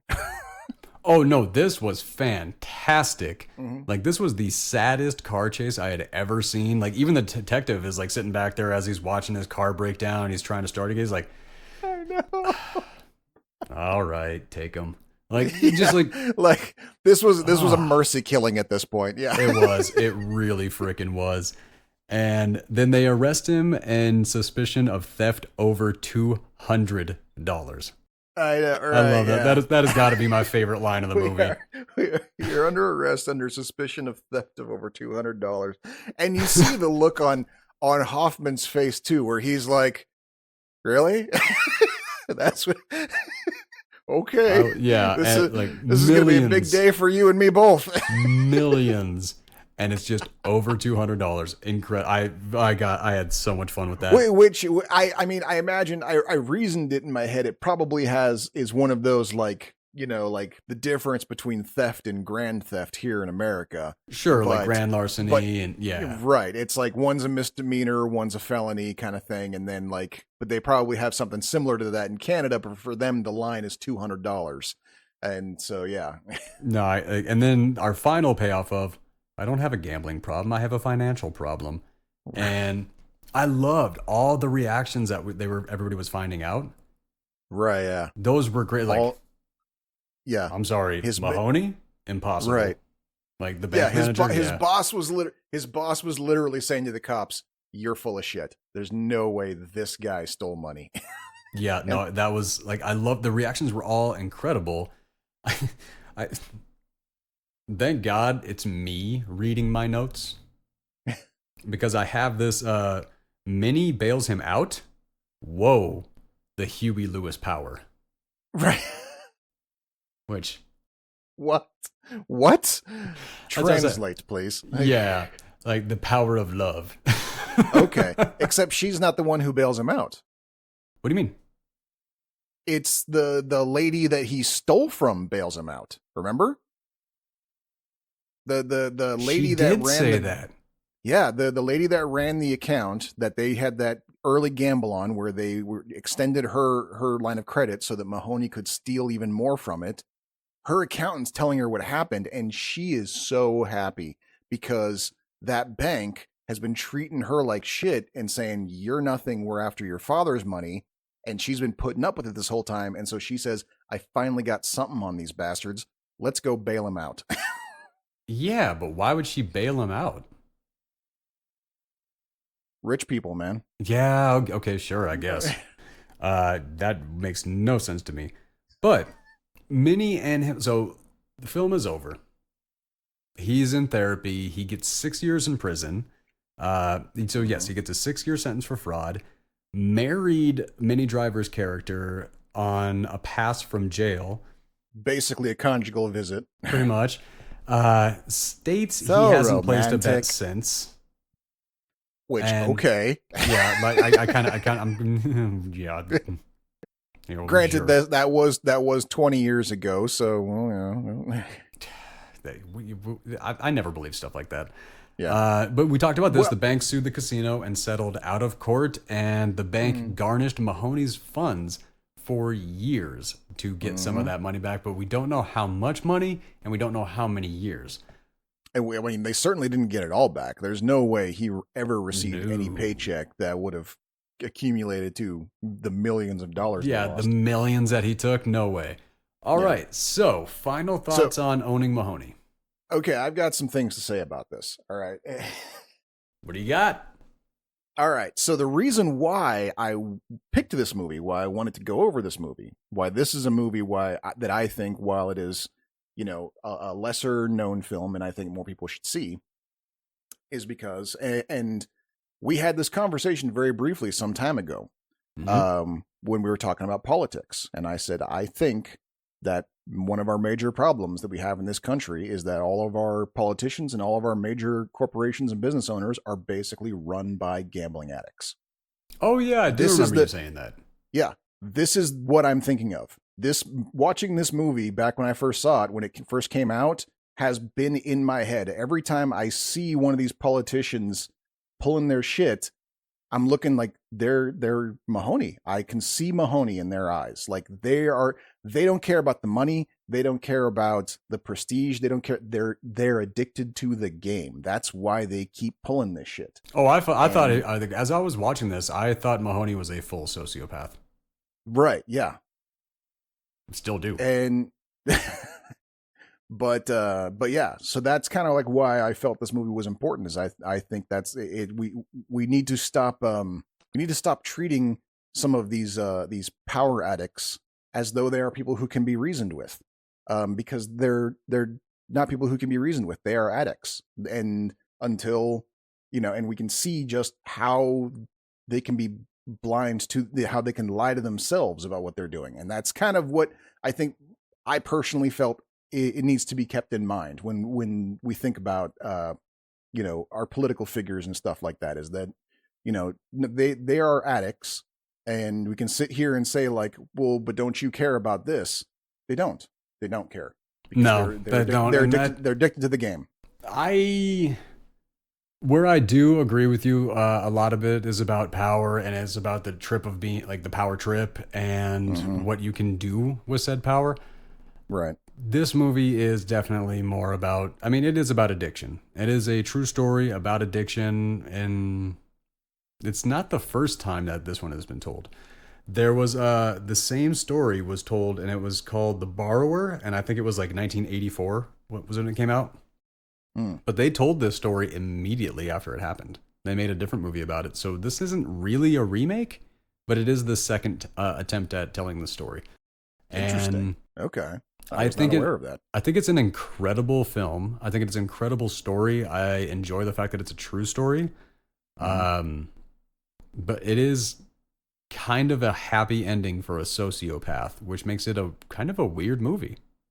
Well, and okay, and that's one of those things that I also want to talk about with that last therapy session, which I found fascinating because the therapist asks him, like, from a scale of 1 to 100, how much of a thrill was gambling for you? And Oh yeah, Seymour he said Hoffman 20. says, well, no, he said gambling was 100. And then he goes, and how about the next most exciting thing in your life? Where was that at? Okay. And he goes, that was a 20. And so he goes, and are you okay with? And he goes, how do you feel about spending the rest of your life only getting as high as 20? And Mahowny says, oh, that's fine. That's fine. And yeah, but Mahowny said a lot of shit throughout this movie, so that's the thing is, like, I don't know if this was intentional on Hoffman's part as a performance or what, but in that scene you're like, oh, he's fucking lying. He's lying his ass off to that therapist. Like, that's what I thought. Yeah. All right. So let's wrap up the first section and head over to the second. All right. All right, guys. Absolute we're going to take must-see, a 100% must see. Oh yeah, definitely must see. Tremendous acting, true story. The performances. It was shot pretty well. There were some unnecessary shots, and when we had Mahowny coming into the casino, and he was the high roller. The way that they applied the music to that scene, but they didn't shoot it any differently. I thought they should have shot it a little bit differently to match with that music, because I thought the music was like... The music was amazing. The music was amazing. For sure. It did not match the cinematography. Okay. I thought if you changed the music to that degree to show what is happening here, you also should have changed the cinematography a little bit and done a little bit fancy footwork, basically, is what I'm going to say with that. Okay, I see what you're saying. Because of what the music did. To the audience, if they got any recommendations for us, go ahead, toss them in. Playing with fire, Brad. We have had some rough ones. I will have to admit that. There's, yeah. What were my exact words? Oh, right. Does our audience hate us? I believe was what I said. You maybe. After how much you ripped into Requiem. All right. I mean, since I wasn't going to say it, but since you brought it up, Mahowny is a better story about addiction than Requiem is. I'm not touching that with a 10-foot pole, man. No. Okay, no. Yes, I am. No, it's not. The Owning Mahowny covers one story of addiction, and it's a very, very good one. But Requiem for a Dream did an amazing job of showcasing 4 different aspects of the drug problem, and I know you hate it. I gotta fight for it. Just because, man, how much it hurt me. How much it hurt me. All right, you ready for round 2? I'm ready for round 2. I don't appreciate the adversarial approach we have to the movies now. I do agree with you, actually. But at least I am... At least I can fight for both movies. At least I'm not coming in here just attacking. Like, I am singing a lot of praise for Owning Mahowny. I'm like... I'm trying to have as much integrity as I possibly can with the movie fights. But, it gets personal. I'm not gonna lie. I know. But that's the thing is, like, I'm not choosing these movies for their abilities to stand up against other movies. I'm choosing them based on what I think people should see, or even just for me to revisit, to check, like, is this something that is still valid for audiences today? I'm not really going for winners. I'm just going with my favorites. Okay. Yeah, you have you do have a specific purpose, and it is a lot of fun going through and watching and talking about those movies. But not all of them are bangers. Like, Okay. but I'm gonna say owning Mahowny was. Yeah. Like, Yeah. I'm not fighting that in any way. But moving on to number 2 for the night. Finder's Fee, written by Mm. Jeff Probst. Yes. Written and directed by that Jeff Probst, the host of Survivor, wrote and directed 2 movies, and I've only seen one of them. But why did he stop? Not cool. Do you know what the other one was? What the title is? I should have written it down, but I didn't. All right. But if it's as good as this, damn. Mm. But also written by Jim, and I want to say Julian, even though it's spelled Gulian. Okay. Hey man, I know Gulia is a last name. We all saw a Wedding Singer. She almost became Julia Gulia. Right. That is something of a deep cut. Not that deep. No. The cast on this, though. Starring Erik Palladino, Ryan Reynolds, Dash Mihok, and Matthew Lillard. I wanted to say also Carly Pope, but not really. No, I wasn't even 100% sure that was her real voice. Like, it seemed like they ADR'd her with a separate person in all of her lines. I wasn't really sure about that, but you could have been right. Yeah. But the heavy hitter on this, James Earl Jones. Right, yeah. But was this actually with anybody? Because it kind of seemed to be starring everybody. It kind of, well, I mean, there was the little old lady that lived across the way, Frances Bay, right? Right. I mean, she was kind of a bit player. She was a pretty big deal, and she clearly wasn't a throwaway performance for sure. No, and then there was also she had an amazing moment. Yeah, but then there's also the cop who comes in and out in a couple of scenes. James Forster, is that his name? But we open on essentially what this entire movie is about, and it is a lost wallet. And Erik Palladino, being a good neighbor, stopping with Frances Bay, offering her some food, the little old lady, like, we see that this is a pretty good dude. Yeah. And we get kind of our, like, first and almost only look as with Carly Pope as Carla. And she goes full bore. She's like, I don't know why you don't check the numbers. And then she checks the numbers. And writes them down. She writes them down. So I got a question for you. Did Carly know that it was the winning numbers? She did, right? He does not find the lottery ticket until after she leaves. Thank you. You're right. But then I didn't know until the end of the movie, but when Carla left, she looked really sad. And it wasn't until the end of the movie that I understood why. Yeah, there was a lot of like that whole conversation with the two of them. It seemed like they were dropping a lot of hints of things to come without really explaining it, and it took like a little while later for us to realize what they were talking about, as far as their relationship, as far as his relationship with his friends that are all coming over that night. Yeah, it was kind of a weird scene. Like, part of me almost like went back and watched it a second time, but the movie got rolling, so I never did. I was just like, I'm confused here, but I will say this is definitely a movie to watch more than once, for sure. Yeah. Well, and we were talking about this before. Like, it's like a play. This is like Glengarry Glen Ross or 12 Angry Men. It's like there was a part of me watching this going like, was this originally a stage play? Because it is all very encapsulated into a single scene. It's all very high energy performances.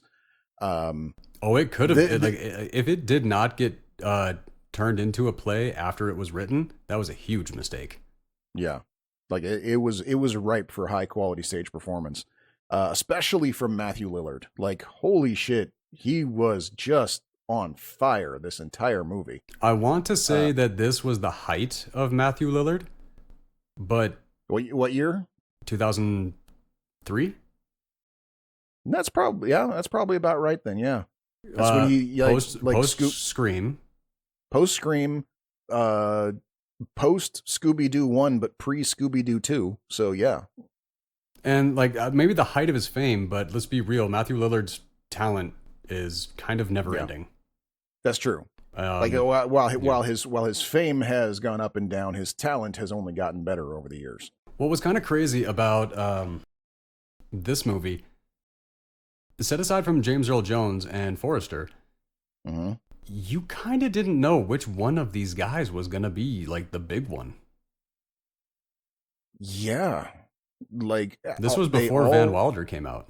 This is before, and that was kind of interesting because it was probably one of the most straight man performances from Ryan Reynolds I can remember seeing. Like there was you need to go watch Voices. Put Maybe that on the list sometime later in the season. Yeah, okay. But yeah, because it's like there's none of that smarm is there. He had zero comedy lines. And it didn't come off weird at all. He didn't come off like a comedy actor trying to be serious. He was a full-on, he was in the role. He was believable as this dude as he is in any other role, you know? So it was kind of interesting to see. I think it's the first time I've ever seen him that way. I've only known him as, you know, Ryan Deadpool. Reynolds. Really? Yeah. Like Deadpool and Deadpool adjacent versions, you know? Yeah, because this was before really the world kind of understood Ryan Reynolds' personality, and the industry knew how to use his personality as in writing. Right, yeah. Like this was just flat out straight incredible acting, incredible storytelling, and I cannot think of a technical failure when it came to the cinematography or the score or anything. On quite the opposite. There were moments in here, which again is like you're telling me that this is a first time director here, and I'm like, Jesus, there was some bold shit done in here that worked amazingly well, and a lot of that had to do with. Are you thinking of the comb? No, but that is one of them. Wow. My first thing, the thing that really got me was when James Earl Jones's character first shows up.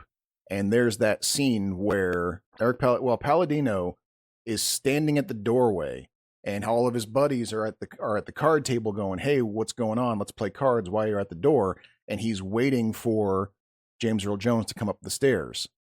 Like, it is a long, drawn out scene of just pure tension building that should have been awkward, but it wasn't. It was tense as shit. And like, I'm kind of like that whole scene. I'm sitting there going like, oh fuck, oh fuck, oh fuck. Why am I so stressed out? This is incredible. First time director. Yeah.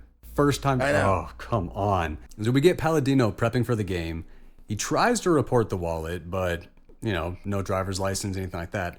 Which the fact that there's no picture in the wallet really, really paid off in this movie. Mm-hmm. Holy shit, did that pay off? Yeah. Oh my God. He calls, leaves a message, and I wrote here that like he realizes that it has the first three numbers matching, but it wasn't until later in the film that I realized that the lottery was only a 3-number lottery. Oh, okay. Like I thought that he was like, man, I'm really on my way, and then he like never turned it to see the other 3 numbers or something. So I thought that he just kind of like that he didn't know. But he was when he first looks at it, I caught it. I only saw like one. Like I think it was like when he's rifling through the wallet, he sees the lottery ticket number there, and he just kind of glances at it and only fast enough to see that it's a lottery ticket. He's not really looking at the numbers. Well, but very, very shortly after that, he starts comparing the numbers, and then like he really starts comparing the numbers. But because I'm not used to 3-number lottery tickets, that never even crossed my mind. Right, okay. Like, I don't think I've ever seen a 3-number lottery ticket. Not that I can recall, no. No, but when Lillard shows up, absolutely freaking out about Quigley and everything else, that is the energy that Matthew Lillard perfected. Yeah. Anytime you wanted a character to bring that energy, Matthew Lillard, you got him, and you knew it was going to be an A+ performance. Yep. No, he's in, and again, this is more stuff like, we don't find out until later what their deal is with the lottery tickets, but right out of the gate, Lillard is talking about it. He's like, we're not supposed to look up the number. Like his girlfriend has checked the numbers, written them down, handed them to him. He knows what the winning numbers are.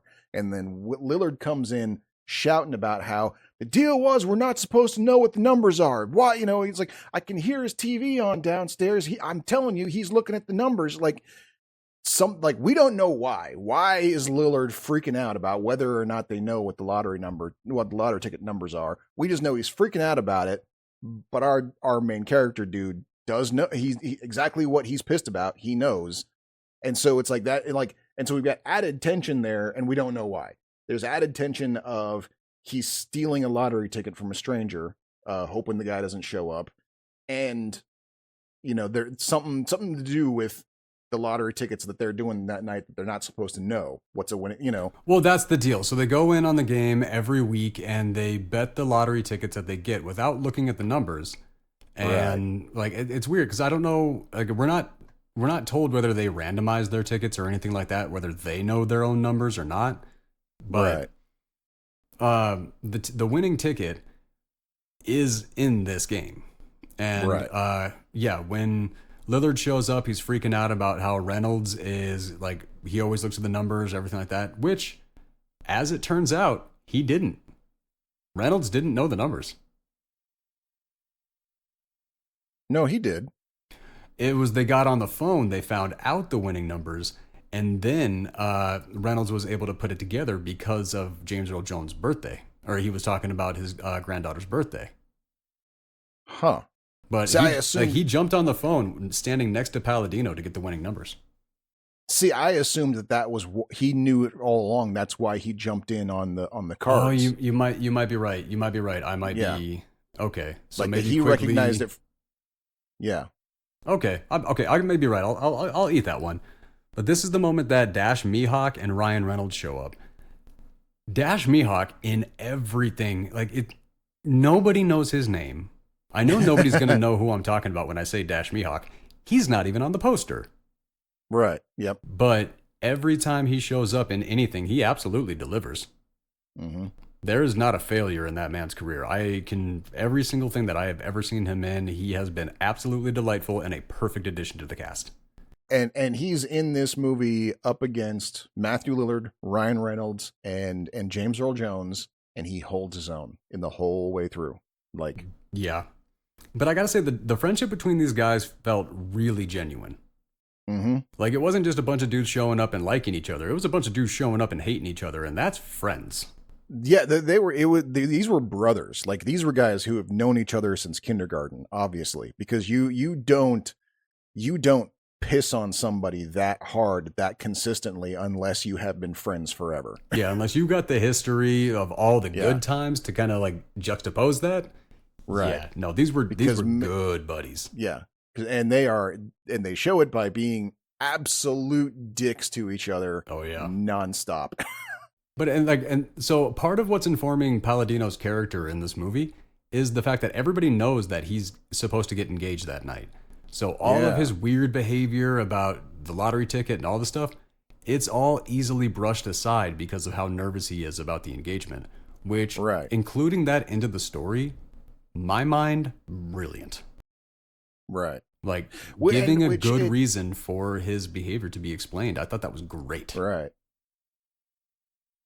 And it was good. It was a good addition. I thought it was a little weird because of how they kind of played it too, because apparently what happened, from what I gathered, maybe because a lot of this dialogue went by really fast. You kind of had to pick out what everyone's talking about. But apparently his girlfriend gave him a 6-month ultimatum. Either you propose to me or we break up. And apparently tonight was the night. And so even though he has not said, I'm going to propose to you, she's expecting to be proposed to, and all of his friends know that he's proposing to her. He's bought the ring and everything. But that's why later on in the movie, when all this shit's going down and he doesn't answer the phone when she calls, she assumes that means we're breaking up. And that's an added, bomb to the whole situation, is that not only is the situation in his house getting out of hand, but he literally just lost the woman he was going to propose to, which personally, and this has nothing to do with the movie, this is just a personal thing. If any woman ever said to me, you have 6 months to propose to me or we're done that day. I see where you're coming That's from just with me. that. I do see where you're coming from with that, but I also do see where the woman is coming from in that. Where Carla's coming from with this. If you want to start a life and you want to do that, and you like, this is the person that you do want it to be with, but if that person is never going to be the one to actually take you seriously, then yeah, the healthy thing is to move on. Yeah. I do see that. And kind of throwing down the gauntlet like that, I do see how that's icky. I definitely do. However, sometimes you need the strong one in the relationship to throw down the gauntlet to make the relationship move forward. For sure. 100%. So, I agree, which is why, and this is a conversation that has come up repeatedly over time, in little bits and pieces over the course of the show. Ladies, you could propose. Where that is true. That technically definitely is true. I still don't see that going well for a lot of people when, tell us the proposal story. Oh, well, she got down on one knee. Here's the thing. Here's the thing. And that is exactly what happened to Dan Harmon, the creator of Rick and Morty. His current wife proposed to him, down on one knee, the whole shebang. Okay, well, I like it. Yeah. So it's possible. It's possible. It is within the realms of reality. That's what I'm saying. Okay. And I think we should promote this. I'm not saying there's anything wrong with it. I'm just saying there's going to be a bunch of people that if a woman proposed to a dude, I could see it happening, like going a few different ways. Mm-hmm. Dude says yes. Dude says no. Right. Dude like begs her to stand up and then drops down to one knee and proposes to her instead. Which, yeah, I can see that happening probably a lot. I could see that being the most likely scenario. Mm-hmm. Like, honestly, because I mean, that is like, no matter what you want to say, tough guy, toxic masculinity, anything like that, we are kind of raised our entire lives to be the one to do that.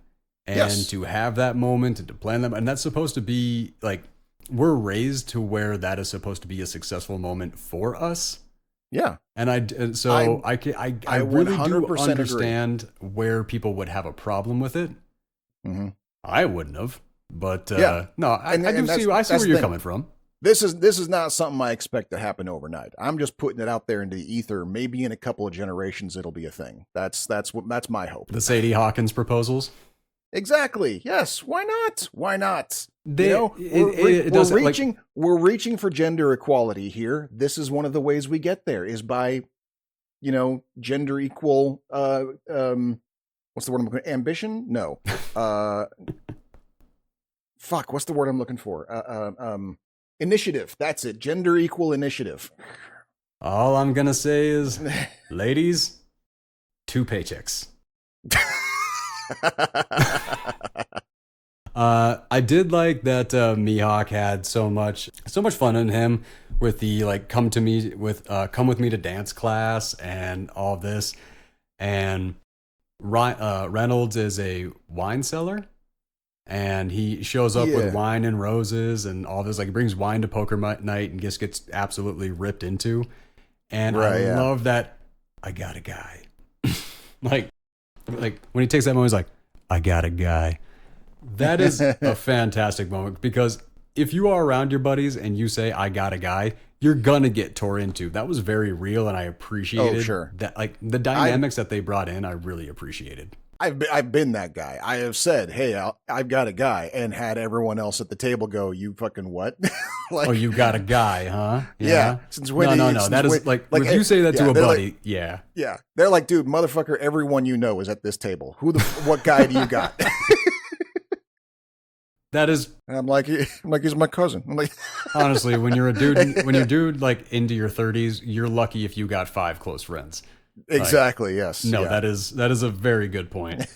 But this is the moment that you were talking about where James Earl Jones shows up and Palladino is full panic and Yeah. as he's hiding the winning ticket. He'd all but claimed it because he left the message and he knew it wasn't to the guy. He knew there was a phone number to someone named Victor inside Avery's wallet. So he's like, okay, maybe this dude Victor knows who Avery is. So he calls, leaves a message, and kind of doesn't think twice about it. And then it's after that he discovers the winning lottery ticket in there. And he even asks Lillard. He asks Lillard a sort of metaphorical question like, hey, if you happen to find the thing and you did, and Lillard goes like, dude, you did your good deed. You made your attempt. Fucking forget about it. And he's like, yeah, forget it. And he literally chucks the wallet into the garbage. Like, I'm in the clear. And then James Earl Jones calls. He's like, you called my brother-in-law and said that you found my wallet. I'm here. Can I come get it? And the instant panic sets in because he had the money in his hand. He'd already put the lottery ticket in his shirt pocket and was like, I'm in the money. He's practically singing and dancing, and then fuck here it is, and you can see it in his mind. And like I said, that building tension when he's opened up the door and he's waiting for James Earl Jones, because you can see the clockwork moving in his head where he's like, how can I still keep the ticket and not be the bad guy? Like, I want to rip this dude off, but I'm not that guy. But it's $6 million. Like, yep. And that's all going through his head, and that tension is building. And like I said, it's a scene where kind of sort of nothing is happening. He's standing in the doorway. We see the stairs. We hear the footsteps of James Earl Jones coming up. We've got Lillard in the back of the room going, dude, are we going to play cards or what? It's just kind of a nothing scene, except you can feel that. Like I said, I'm sitting here going like, Jesus, why am I so tense? This was great shit. Incredibly well shot. So then he comes in, he has that exchange with Palladino, and he calls in his wife, or Jones comes into the house, tries to call his wife, and maybe, like, we don't really know. That's our first hint that there might be something up with Avery. Yeah. Yep. And he let's see. And Palladino is trying to get rid of him as hard as he can, and then we have that dart game moment. And that's kind of our first little real hint that we're dealing with a con man. Mm-hmm. Like, he comes in, he's like, oh, I like darts, or maybe I can play like that. Comes in, bam, bullseye. Yeah. We start seeing, he comes in, he's acting humble, he plays them, and then he wins the game. It is a perfect example of a hustler. Yes, absolutely. Thank you. And oh my God. Reynolds' character is so wildly bitchy in this movie, and it's really kind of fun because I don't get to see roles like that with Ryan Reynolds anymore. No, it's true. Yeah, like going full he's kind into of a character. He's kind of a wormy, kind of like whiny, not quite a slimy dick until like later on in the movie, but we can already tell like he's just kind of, it's just something off about the dude, Yep. He's not the best guy, he's an okay guy, he seems to like his friends, he seems to be an okay guy, but he's not a great guy, and it's all done very realistically. Well, he seems like a good guy in a really bad situation. Right. Like that's the thing. Like he doesn't really seem that awful. Like he's in a mountain of debt. He can't move out of town. He wants to go be with his child, but he literally can't because he's in so much debt. He can't leave. Right. Like, yeah. He is in wild misery because he doesn't have the capability of doing the things that he actually wants to do. Right. Yeah. Yep. And it's raw too, because he, like, the first chance he gets to tell James Earl Jones about his situation, he does. Let's get there. Yeah, okay. The cops being outside is an actual really solid reason for the story to make James Earl Jones have to stay. And then old lady Frances Bay stops by all wildly scared, and the heart that you're really feeling from all of these characters in this situation, like, you're really feeling a lot of tension. And and where you're saying it was written like a play, big things are happening. We just don't get to see them. Right, exactly. Yeah. exactly written like a play. But I gotta say, man, like the joy in Jones's face that when he's forced to stay, then he gets to be like a part of the game and everything like that. I felt it. Like that was a thing, like where I started to like couldn't really feel that it was a con man because it really felt genuinely happy to be able to sit there and play game and be part of the boys. Like his story, he was playing his story really well.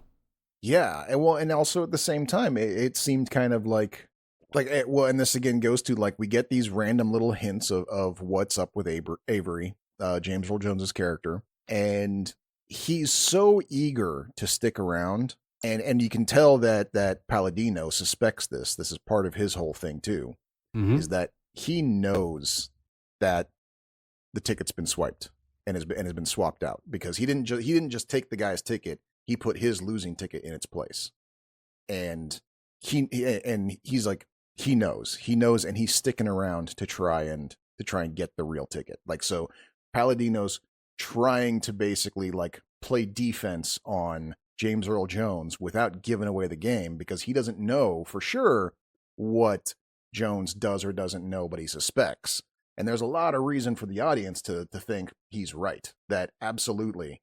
Well, that's the Jones thing. knows like, what's going on, and the so way that Jones was looking at him gave the game away completely, time after time after time, and that was key. Every excuse for him to stick around and keep trying to work Palladino, he was elated about because he knows you've got my ticket, and I'm gonna get it from you.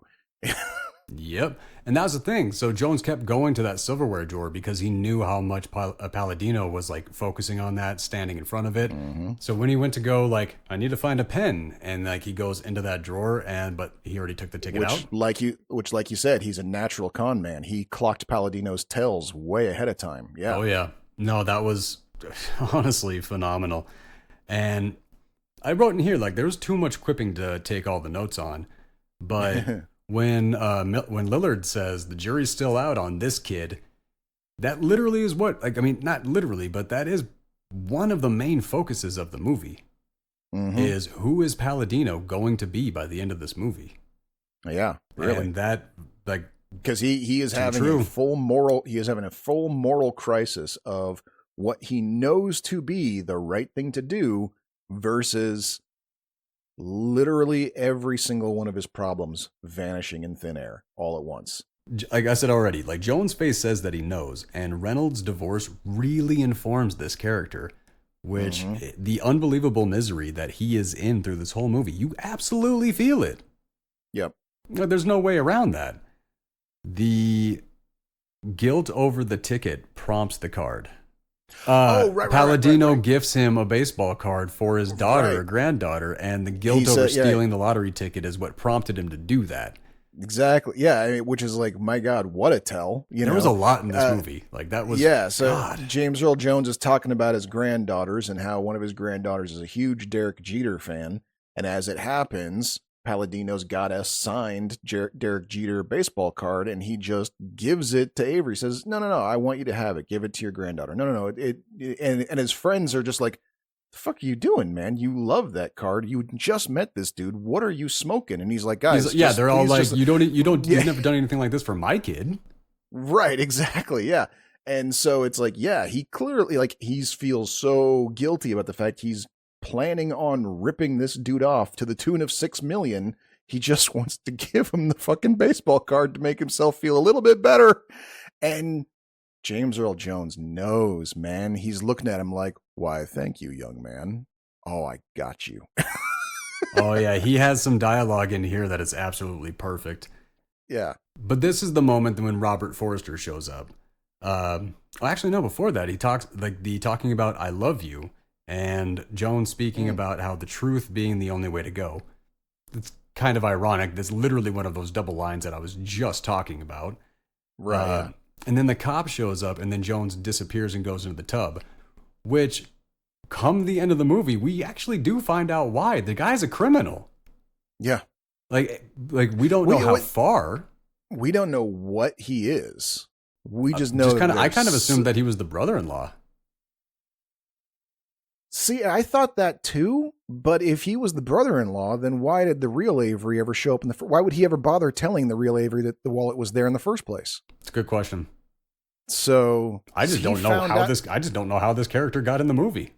That's the thing. Like, that's the mystery. And I think, if we want to jump ahead, I think Reynolds is onto something where this guy, he's been buying the same lottery ticket, across the street from his church for the last 10 years. He's like, the whole neighborhood knows about it. They're probably getting ready to throw a celebration. Reynolds' character is probably right about that. This is probably some neighbor of his. Oh, I agree when he with saw that, when he saw the numbers, was like, oh shit, Avery just won. And somehow he heard the message from the brother-in-law before Avery did, and when hey, you know what? Back at this point, answering machines still did. Like when you left the message, they played out loud. That is true. Right. I actually forgot about that because he might be like a brother-in-law's neighbor or some shit like that, roommate or something like that. And so he heard the message and was like, I am on this. Like, I'm getting that money. Yeah, I can see that. But Forster and Jones having the New York's finest versus New York's bravest. Oh yeah. Very, very, that was a high tension scene. And the thing that I was like, when I was watching it, what I thought I was watching was a black man who was very much alive during the civil rights movement, right, standing there face to face with a white cop who was very much alive during the civil rights movement. See, that's what I thought I was looking at, was the fear in James Earl Jones, wondering how it was going to go. But what it really was a freaking con man sitting there literally hoping not to get busted by a cop. This movie might have been a little bit of both, honestly. And I would agree with that. I could very easily see that. Finds out that Avery is a hero and was Mr. Fire Safety, which really makes me wonder about Mihok. Because he said he recognized him, and then he recognized him as this. Like, are we gonna go with the line that Mihok just thinks all black people look alike? Because that's kind of I don't really know how to justify that outside of that. Well, okay, for that matter, he never did say you look familiar. He always only said your name sound familiar. I'm gonna need to go back and double check that because I can't remember that detail. I'm pretty sure he never did say you look familiar. I think it was when he said, I'm Avery so-and-so, that it was always like, why does that name sound familiar? Like, I feel like he always only said the name was familiar. I mean, that could be. That could be. I mean, and Mihawk's character was a kid when he saw him, so. Right. I mean, not every skinny person looks the same when they get fat. That's true. And James Earl Jones, I mean, that's not a toothpick, man. Nope. So, yeah, I can kind of see that. Because otherwise it's a long walk to try to reason with why he would recognize him and then he turns out to not be Avery. That would be asking too much. Yeah, that was kind of asking a lot. I loved it when Reynolds delightfully gets to sneak into Coop's seat. Because Reynolds wanted to sit there at the beginning of the game, but it's like, no, that's Coop's seat. Which we find out from a photo that was placed on a shelf later on in the film. The director, Jeff Probst, the host of Survivor, is the character Coop. Okay. And we only see it in that photo. So there's your director cameo for this film. I don't know if there was one in not owning Seymour. Owning Mahowny. Now I got suddenly Seymour stuck in my head. And now it's going to be in my head for the next week. You're welcome. Jones calls out that he's got a ticket. Sorry. So he claims that he forgot to get a ticket, even though he has the winning lottery ticket in his pocket. And then Jones calls him out about where the ticket is, where he's got it, everything like that. And that is where you start taking the Avery character as a serious threat to Palladino. Absolutely, yeah. Like that was for me, my shit dropped. I was like, ooh. There, like up to this point, there's this whole like, is there plausible deniability on all of the weird shit he's doing? At that point, that's when you go like, oh no, there's something up with this guy. There is way more to him than meets the eye, because he just he just played the room perfectly, and took control of the whole situation. But he had, and I still don't know why. And I wrote this in because I wanted to have a discussion with you about it. Jones makes a point about trust and how all the guys in that room, if they do this and then they find out, never mind, I got my answer. Jones at this point in the story doesn't want anybody but the two of them to know that they have the winning lottery ticket. So he can't speak up and have them discover that he has the winning lottery ticket because exactly. Never mind. He needs this things to play. Writing is locked. He needs them all to remain in the dark to play the game so that he can walk away with the ticket without any of them causing trouble. Yeah. My God, so this story is locked. The writing in this yeah. This is one of those you can't drop a single line of dialogue. You can't. No. You can't, like, if you take it to a studio executive and they want to change some things, you can't. Otherwise, you would have ruined this. This is too tightly interwoven into itself, and it's fast for that matter. That's the thing, is like you really got to pay attention. Like, fucking thank God I had subtitles on, because I would have missed so much if I didn't have subtitles on this movie. Agreed. And even with the subtitles on, I still know I missed things. Yeah, right there with you. This was an incredible delivery from Jones. When Palladino says, I don't know what my problem is tonight, and Jones goes, I do. You're scared, and you ought to be. Because what you're doing, it's risky. Like, everybody at the table can easily interpret that as getting engaged. Right. But we, the audience, and Palladino know what he's really talking about. Yeah. Whoa. Just the dialogue and the delivery and everything in this was, But then I like the Reynolds saying, why do you call me witch doctor? And like, here's the But like, why are you calling me witch doctor? And he's like, I guess we're all coming clean. And like, this was my note. Like, the story makes sense. They made the story make sense all the way through. Go ahead. Mm-hmm. Well, I was just going to say, like, when you talk about lines of dialogue, like I was saying, this is like a play. It's like, I didn't go far enough. This isn't just like a play. It's like a fucking David Mamet play. Like, that's how tight and precise the dialogue is in this show, in this movie. It is like some of the best plays, It's pretty, it's high tier. I mean, I don't know what else to give you on that. Mihok successfully tricking Reynolds into thinking there's a cat piss smell to get him out of the game. Yep. That the friend stuff, and just a great little, like, small little additions like that to this script. It added the friendship. It added the realism of the friendship. It added the realism, and it also goes to show, like, how long these guys have been at this whole, like, gambling thing. Because from when Lillard says new rule, because he's pissed because they haven't been able to play, because people keep getting up from the table and doing shit. He just wants to play cards, and everybody keeps leaving the table. And so as soon as he gets the chance to deal, he's like, new rule, anybody who plays and anybody who leaves the table is out.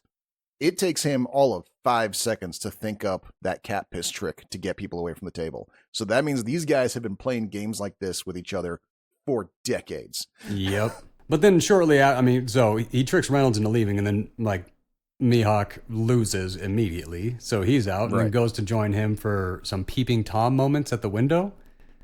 Okay, sure. It seems like they get busted, and that was your only Ryan Reynolds being himself moment. Yes. Yep. That was like when they were at the window. I saw a little bit of Deadpool right there. Like, that was that moment.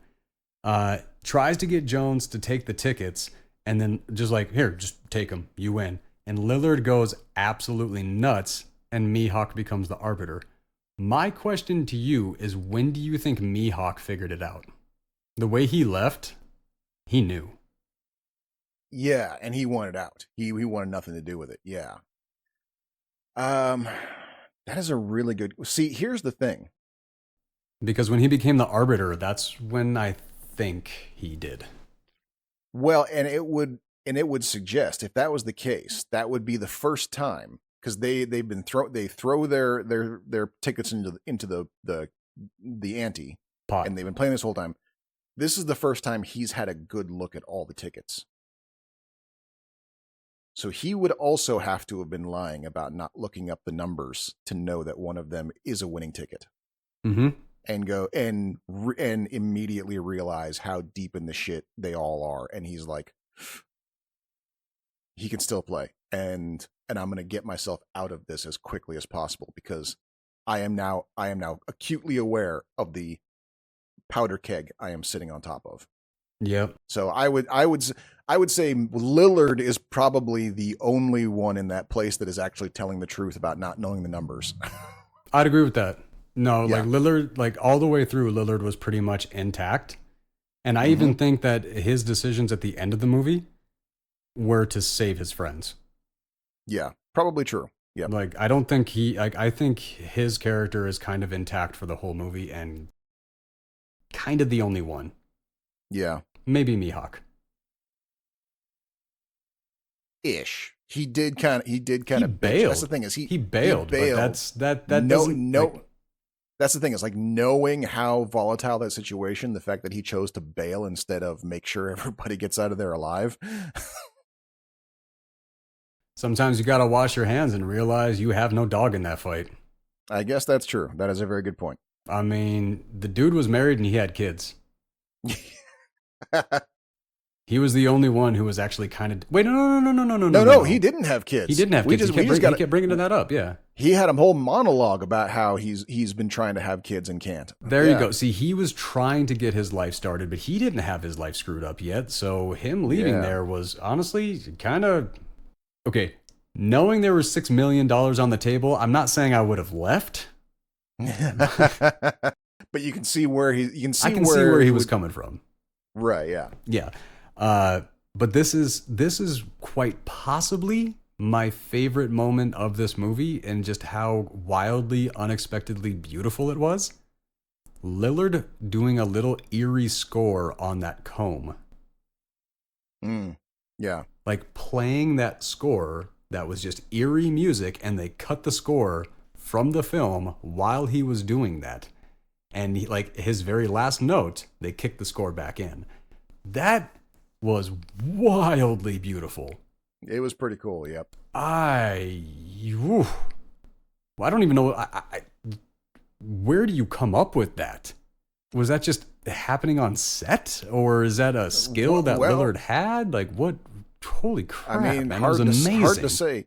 You know how these Hollywood types are. They've got all sorts of weird little skills on their resumes. It's like I can, I can play the banjo and I'm really good at coin tricks. I mean, remember when we did The Illusionist, we were sitting there going like, weirdly, it seems like of all people in the world, freaking Edward Norton is good at close up magic for some reason. They did have people that taught them. Like on set, they were teaching them. They did spend a few months actually learning that. I mean, that's kind of one of the most amazing. I don't know if it's one of the. Personally, I think it's one of the most amazing aspects of being an actor. Being put in a situation where you are supposed to learn all goofy manner of skills, be educated in things that you would never have any justification for learning in the real world. Like being in the entertainment industry. You are put in positions to learn some pretty like goofy and awesome things and make use of skills that you just wouldn't anywhere else.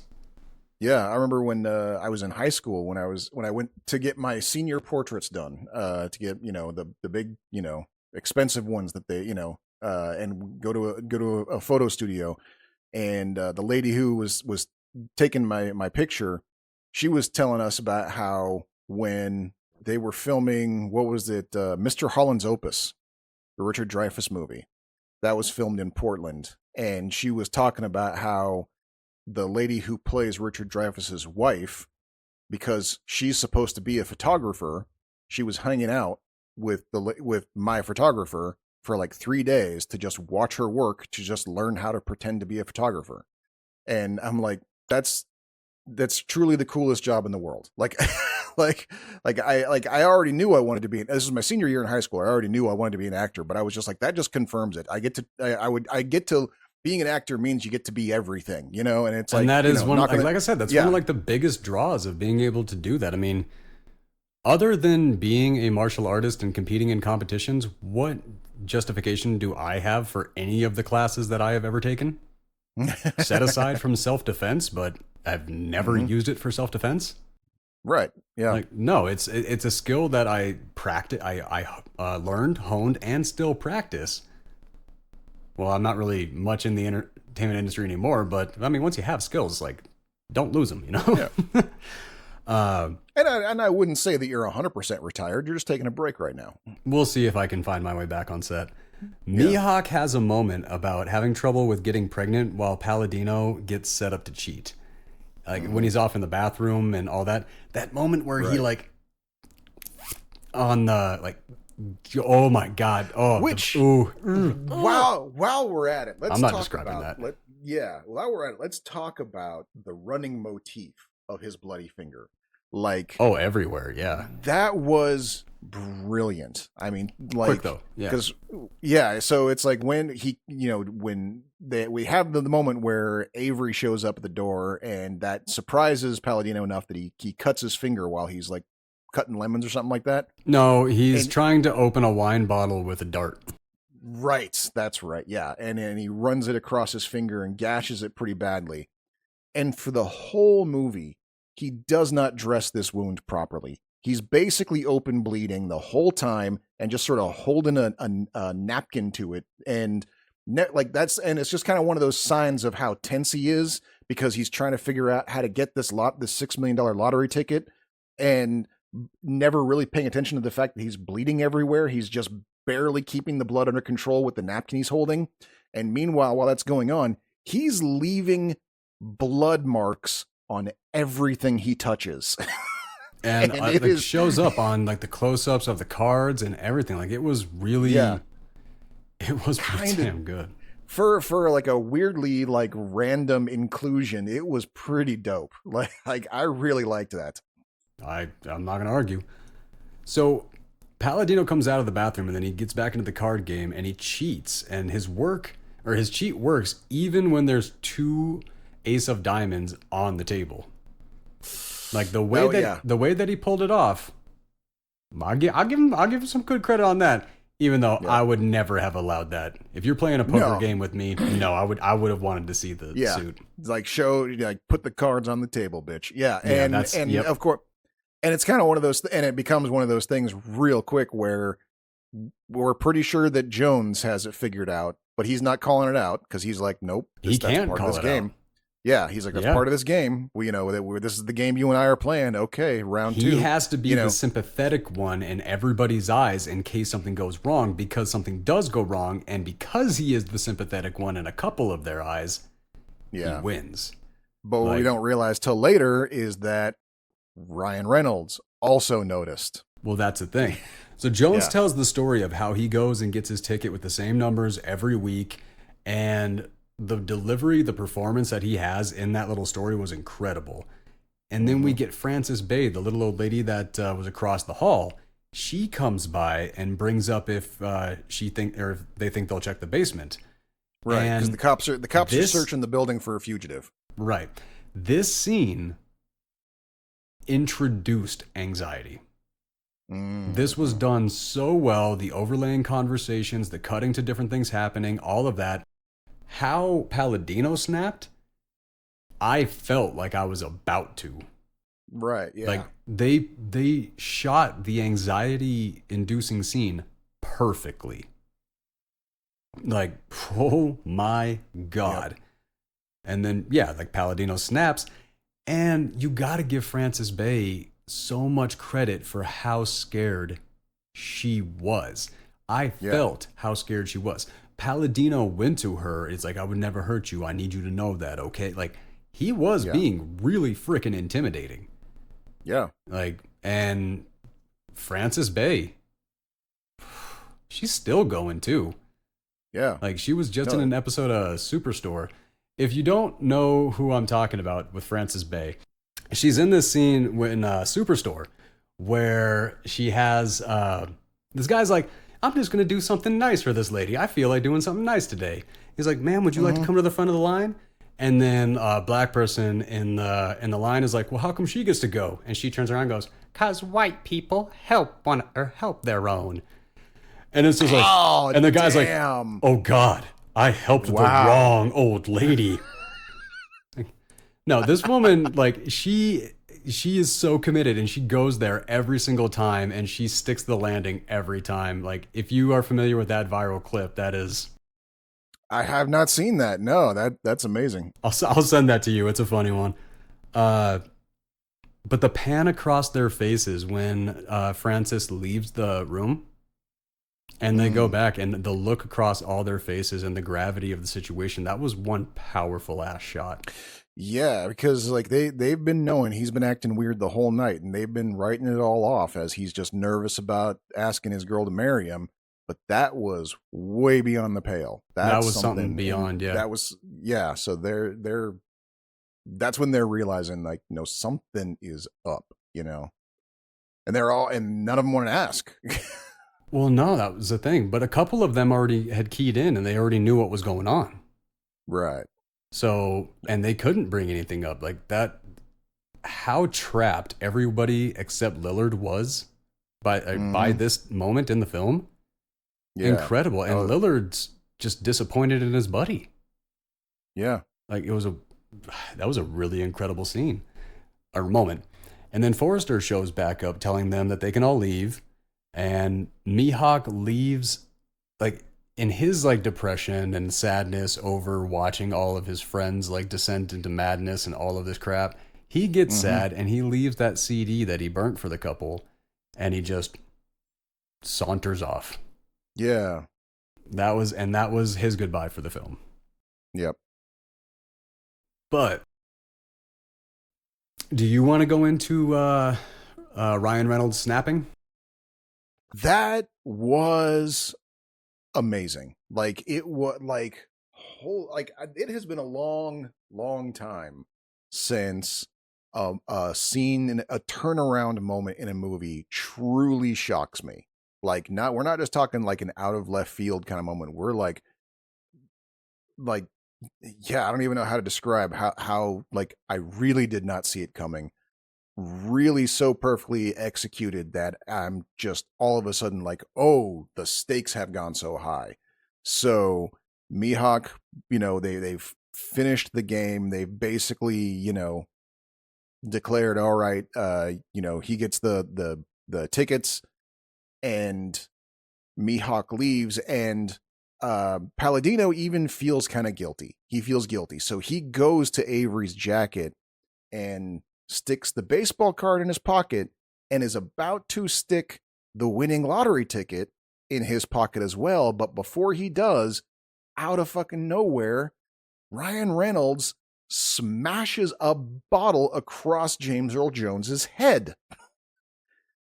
Like, and when I talk about the importance of using practical effects, this is the importance. Yeah. The way that bottle shattered, like million pieces, the way and the look on and good on James Earl Jones, you know, like, even though I'm sure it was probably the 8th take that they got it on, he still looked utterly surprised. Oh my God. No, the delivery on like everything. Reynolds' madness, Jones getting smashed in the head, Palladino's reaction, and Lillard absolutely not knowing what the hell is going on. Right, yeah. He is like, I mean, every single actor in this scene deserved an Oscar in this movie. Like, I did not bother to look up how many awards it won, but it has to have raked him in. During this time where James Earl Jones is bleeding on the floor, and Ryan Reynolds is freaking out, and Matthew Lillard is freaking out, and yeah, see, and I think Ryan Reynolds happened into being able to do that one, because what James Earl Jones' granddaughter's birthday is Ryan Reynolds' real birthday. So when he's going into that speech about, no, you guys didn't catch it, you didn't catch that story. Check the date, like all of these numbers. I did, though. I figured it out. And like when I saw the trivia and I saw that it was because it was his birthday, I was like, okay, I kind of love this even more now. That was good. But in this moment, Carly Hope as Carla returns and gives her speech about essentially breaking up and how Right. they're out of time and all this. And that is wildly heartbreaking. And oh, I mean, what a scene. Nobody could say anything. Yeah. No, that was an incredible scene. Yeah, and he can't tell her just hold on a minute or nothing, because it's like, yeah, because he's got a situation up here that she cannot walk into. Period. No, he absolutely has to protect her from being an accomplice. Absolutely, 100%. Yeah. And then this is the moment where Reynolds tells Lillard that Palladino is cheating. Mm-hmm. Calls him out on that. I literally thought Lillard was going to go full scream. I was waiting for it. And what's amazing is I've seen this movie before, and I was so caught up in the performances that I forgot that I already knew the end. Oh, yeah. Yep. Okay. The fact that this movie was able to pull that off, wow. There's that moment where I wasn't and I said, I thought Lillard was going to go full scream, because he has that moment where he seems like he might go good. Mm-hmm. And then he looks at Avery and he says, "You're a problem." And I was like, oh, he ain't going good. Yeah, no. He's full on thinking this is we just attacked a dude. There's no getting out of this. We've already crossed the point of no return here. So in his mind, he's thinking now it's damage control, and unfortunately the damage control means you. He's not happy. He's not happy about it. He's not even he's kind of, thinking about the money, but not entirely. He's thinking I still think Lillard was more worried about his buddies. Probably, yeah. I think that was probably just kind of more of an icing on the cake kind of thing. I'll get over it thanks to the money. that was where I was taking that. Yeah. And then Avery won't take the ticket from Palladino, even though he's really trying to give it to him, because Avery knows exactly how dangerous the situation is because of Ryan Reynolds. Right, not necessarily the other two, but Reynolds. Right. Reynolds is clearly on edge, desperate. He's already proven to be extreme in this, and he's only furthering it. He's sitting after he already attacked him once, and he's saying I'm tired of living this life. I need to get out of here. This is it. This is the answer to everything. And you're going to, we're just going to let it walk out the door, and yeah. And then the cop shows back up.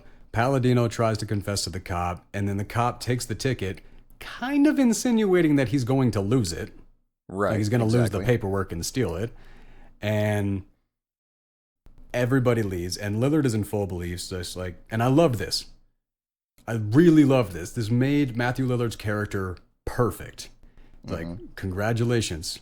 You just got a code. You couldn't have done it tomorrow.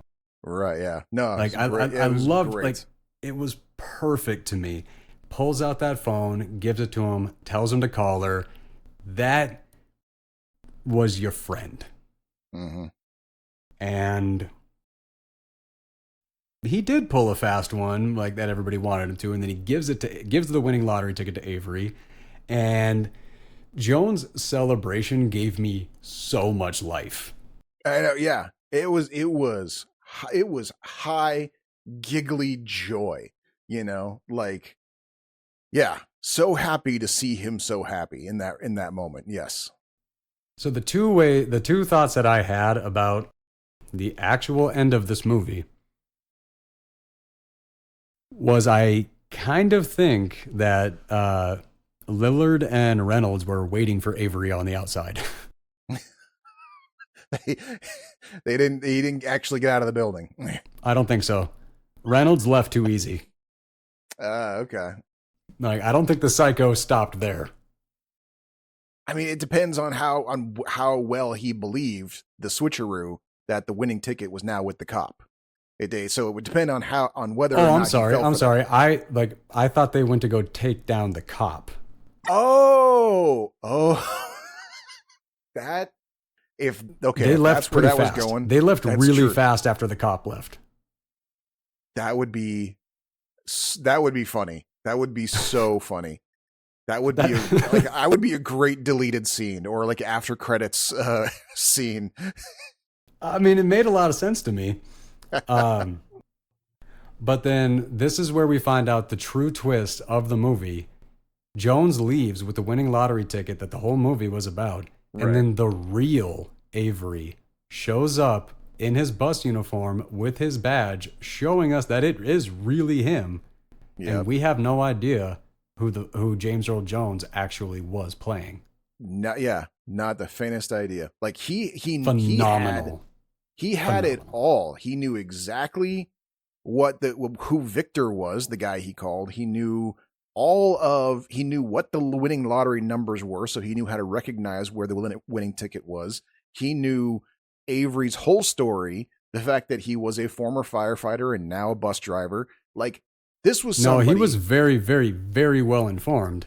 Yeah. We just don't know who he was. And the end of this movie was perfect. Yeah.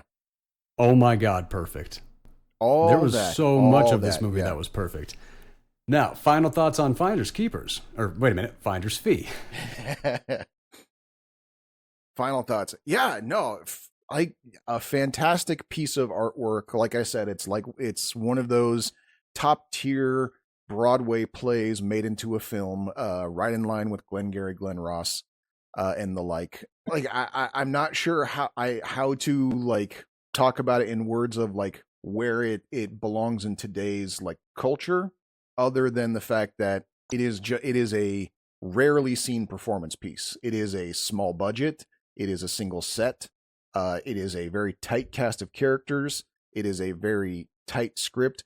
It's a form of filmmaking that we are seeing less and less of every year because of how studios have decided to do things. And so I think this would be must see in the very nature of it is very nearly a lost art form and is one of the better examples of it that I've seen in a long time. All right, movie fight. So for the movie fight on this one, round one, which film made us care more about the characters? Oh, well, that's got to be Finder's Fee, unfortunately. I was struggling with it because they did such a good job, but I think if they would have actually delivered on the relationship aspect of owning Mahowny, I think that might have made it more of a contender. But yeah, because it was a perfect film. It was a perfect film, but yeah, we didn't we were watching a train wreck that had already wrecked, and yeah, because we only saw the bad sides of the relationship between Philip Seymour Hoffman and Minnie Driver, we weren't given the opportunity to feel invested in their relationship beyond the obvious dude, you're clearly screwing a good thing up. Well, that's the thing. Like in Owning Mahowny, you saw that a bunch of people were getting fucked over, but you never were given a reason to actually care about any of the people being screwed over. Right, exactly. Yep. In Finder's Fee, you just cared about everybody.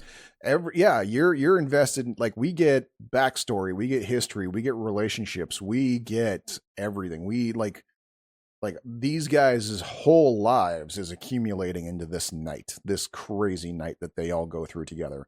So yeah, you right out of the bat there, there's way more caring about the characters in Finder's Fee than there is in Owning Mahowny. Yeah. All right. So round two, the technical win.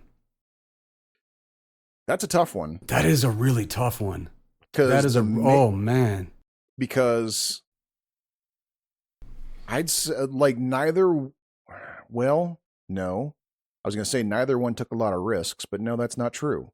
I say Finder's Fee. Finder's Fee took a lot of risks, and for as low budget as they were, they did really, really well with that budget. Like, there was no point in this movie where I was like, oh, that's too bad. Well, they probably didn't have the money to fix it. I did not have a single moment in. No, the total budget for Finder's Fee was $1 million, but the total budget for Owning Mahowny was only $10 million.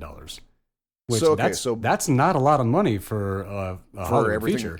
Yeah, especially considering all the locations we saw in this, Yeah. So that's nothing to really sneeze at there either. I might call this one a draw because they both did really, really well for what they had, and I feel like they both pulled off exactly what they wanted to do in where that's true. Because it is a movie fight, I gotta fight a little bit. The relationship between Hoffman and Driver was a dip for the movie. There was no dip for Finder's Fee.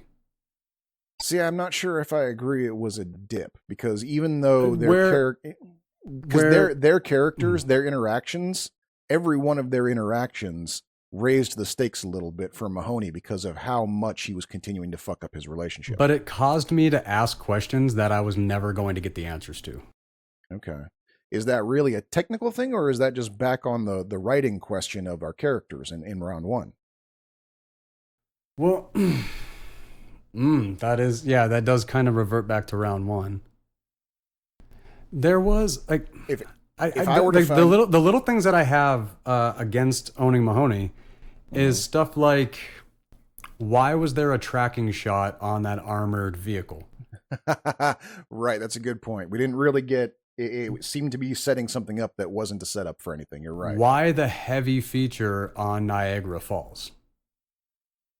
Like, it's a beautiful shot, and I think that's why. Probably true. But I don't think there was not a wasted word in Finder's Fee. If I were to guess, I would say there was probably a tax break from the Canada Film Institute by featuring a Canadian tourist attraction. Okay, that would be my first guess. Yeah, that makes a lot of sense. But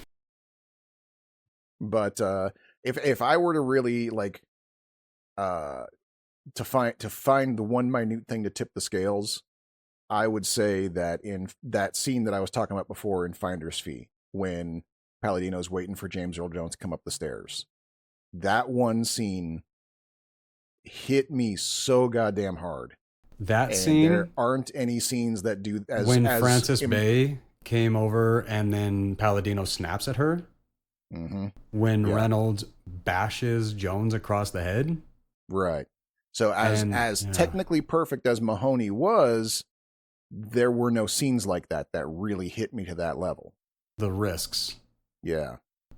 Yeah. So yeah, I guess I'm gonna have to give it to Finder's Fee on that one as well. It doesn't. It feels dirty.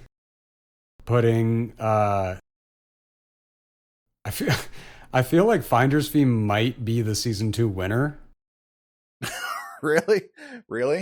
That you're calling that we're only on episode 2, you know. I know we're only on episode 2, but if Finder's Fee would have been in season 1, you think it would have gone all the way?